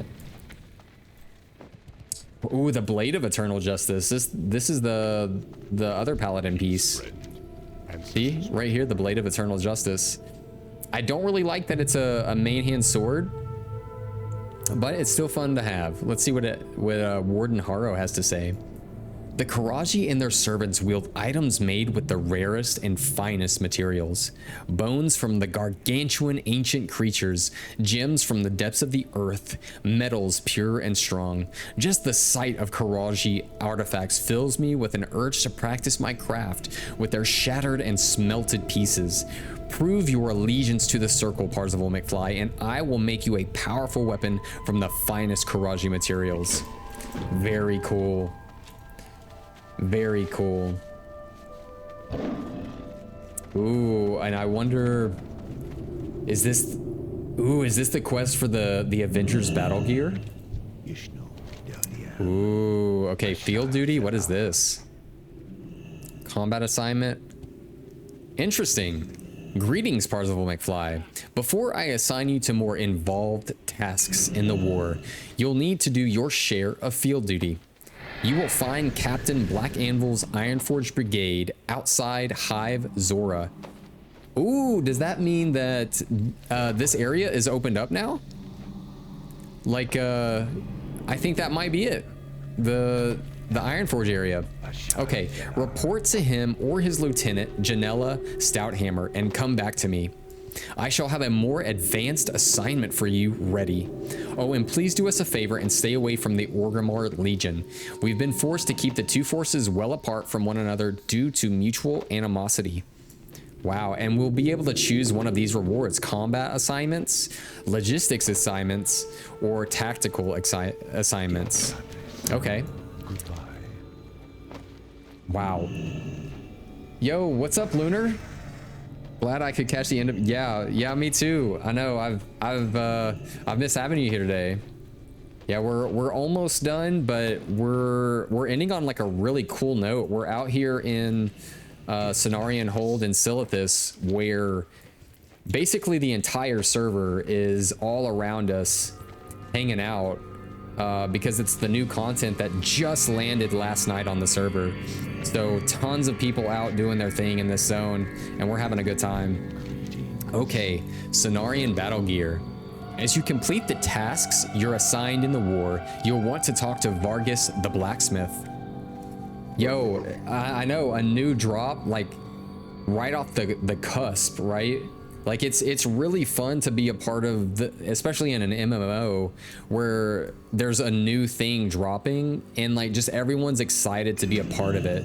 And it's a giant war effort out here. Like even in the zone itself, it's got like a whole like horde zone. It's got a whole alliance zone, and it's all part of this war effort against the Karaji. I am listening. All right, let's see what this says. So you'll want to talk to Vargas the blacksmith. Show him any badges you've earned along the way. He'll provide you with gear to match your level of commitment to our cause. Okay. Hello, dear Beatrice. Ooh, even if you have no need for the material rewards we offer, these badges still mark our mutual trust and friendship. Bring them to me. I'll make due note of your service should your performance go above and beyond the call of duty. Wow. So there's a lot of new things here. We're gonna... Ooh, let's talk to this person. I think this is for the battle gear. Well then, go in peace. Kaldon sent you? Very well. Let's see what we can do for you. Goodbye. Farewell. Wow, the volunteers battle gear. Ooh, there's so much here, guys. Champions battle gear. Veterans battle gear. Yeah, there's a lot of stuff here. Let's see here. The badges you collect from performing combat, logistics, and tactical assignments for Cenarian Hold are more than just for show, Parzival McFly. You'd be wise to hold on to them. As you prove your loyalty to our organization, I can offer you some of the gear we reserve for our closest allies in exchange for those badges. So it looks like we collect combat badges, logistics badges, and tactical badges and turn them in here. So rewards you'll be able to choose from here. Okay. So it just looks like really neat, interesting things. I don't know how we get the badges though. So it looks like each one says pretty much the same thing quest-wise, but we just collect different amounts of badges. But we need to figure out how to actually collect those badges. So let's accept all of those, or what we can, and let's kind of get rid of stuff we don't actually need right now. So we'll get rid of Blackrock Depths quests. Darnassus. We'll probably keep that for right now. Anything else? I think we should be fine. Goodbye. Yeah, we'll keep all of these. Okay, so we got those quests. Allegiance to Cenarian Circle. How may I help? There. Okay, let's go. Yeah, let's go down to the Alliance area here and see what this is about. Because remember a couple of streams ago when we were doing Silithus, the Alliance little fort outpost thing was kind of empty. There was no one there really doing anything, and it looked like they were just setting up camp. So now that AQ gates have finally opened and the war effort has happened, let's see what this camp actually looks like. I'm kind of hoping that it's bustling and there's some things going on. I do see a quest over here. Oh yeah, there's some stuff going on. Oh, and there's a giant bug they're killing. Yeah, there's some stuff going on here. I think because these bugs spawned though. Oh no, right here. Let's look at it. Captain Black Anvil. Interest ya in a pint? I take it you want those papers signed, lad. Well, I did, but I don't see them. Fills out the recruit's field duty information. Oh, I think I need to actually click it to sign it. Prepared field duty papers. Yep. So we'll take those to him. I suppose that little skirmish will pass as field duty nowadays. Take these back to Cenarian Hold. I'm sure they'll have a cushy job ready for you. So we got our papers signed. Very neat. It's very cool to see this populated now. And things starting to happen out here. Yeah, we're definitely gonna take this over here. So we got our field paper signed. Oh no, we don't want to be over here.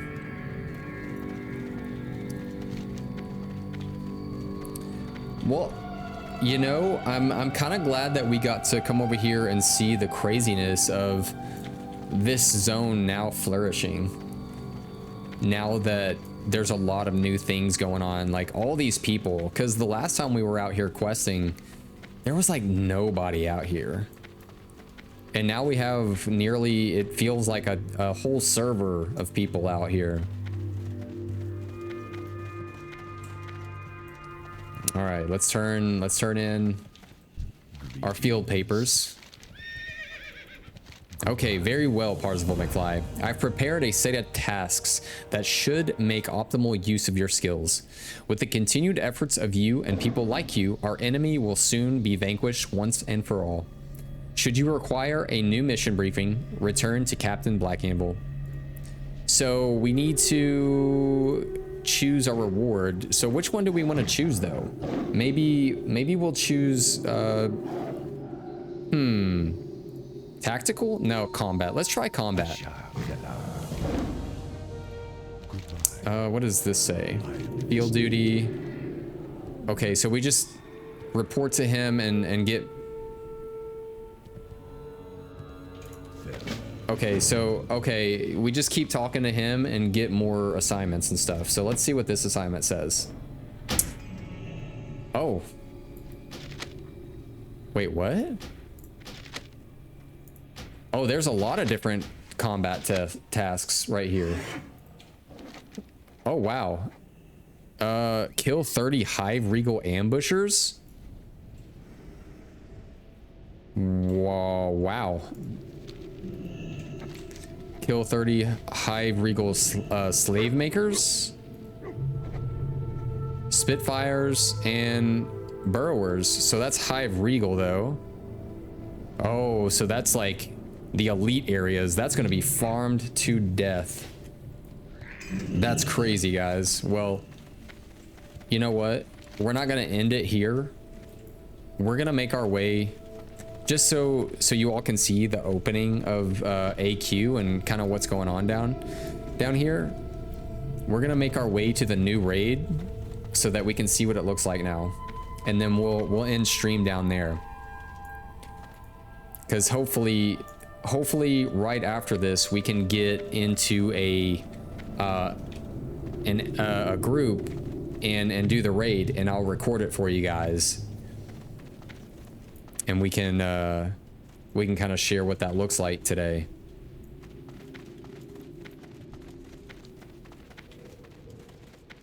But that's crazy. I bet Hive Regal is going to be farmed to death, knowing that all of these are going on. So we need to kill 30 of those things. It probably isn't too bad if you're in like just like a 5-party group, or I wonder if the quest counts as like if you're in a raid group.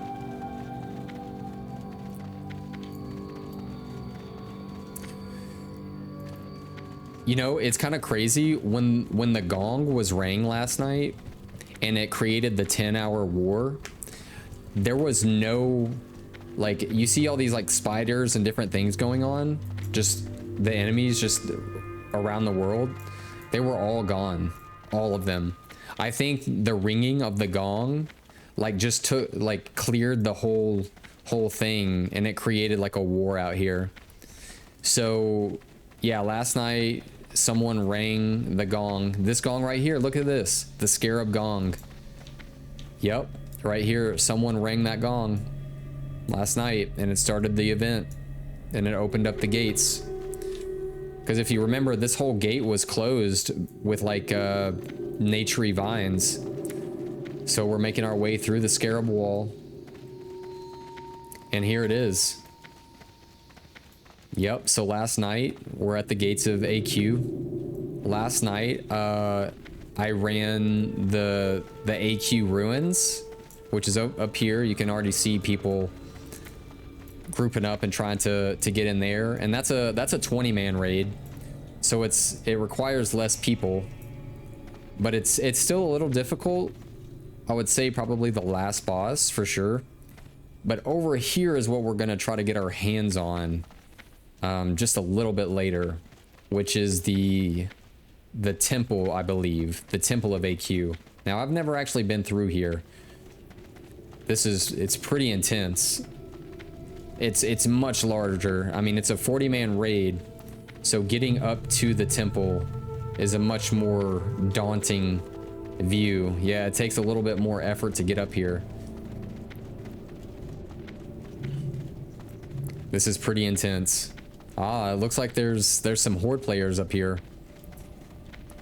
And so we have made it to the temple of AQ.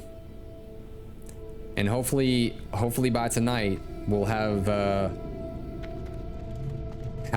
full, you know, recording and maybe a down of some things. So with that, we're gonna end the stream.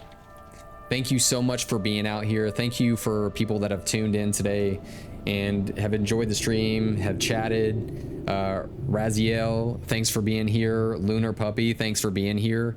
It was a nice long stream of getting some things done, and I hope you guys have a really awesome week. You get some really cool gear from AQ, whether you're doing the AQ ruins, the temple of AQ. Just enjoy the heck out of it, and I'll see you guys next week. So let's get a little slash wave going on, and then a slash salute to you. All right, y'all have a good one. Peace.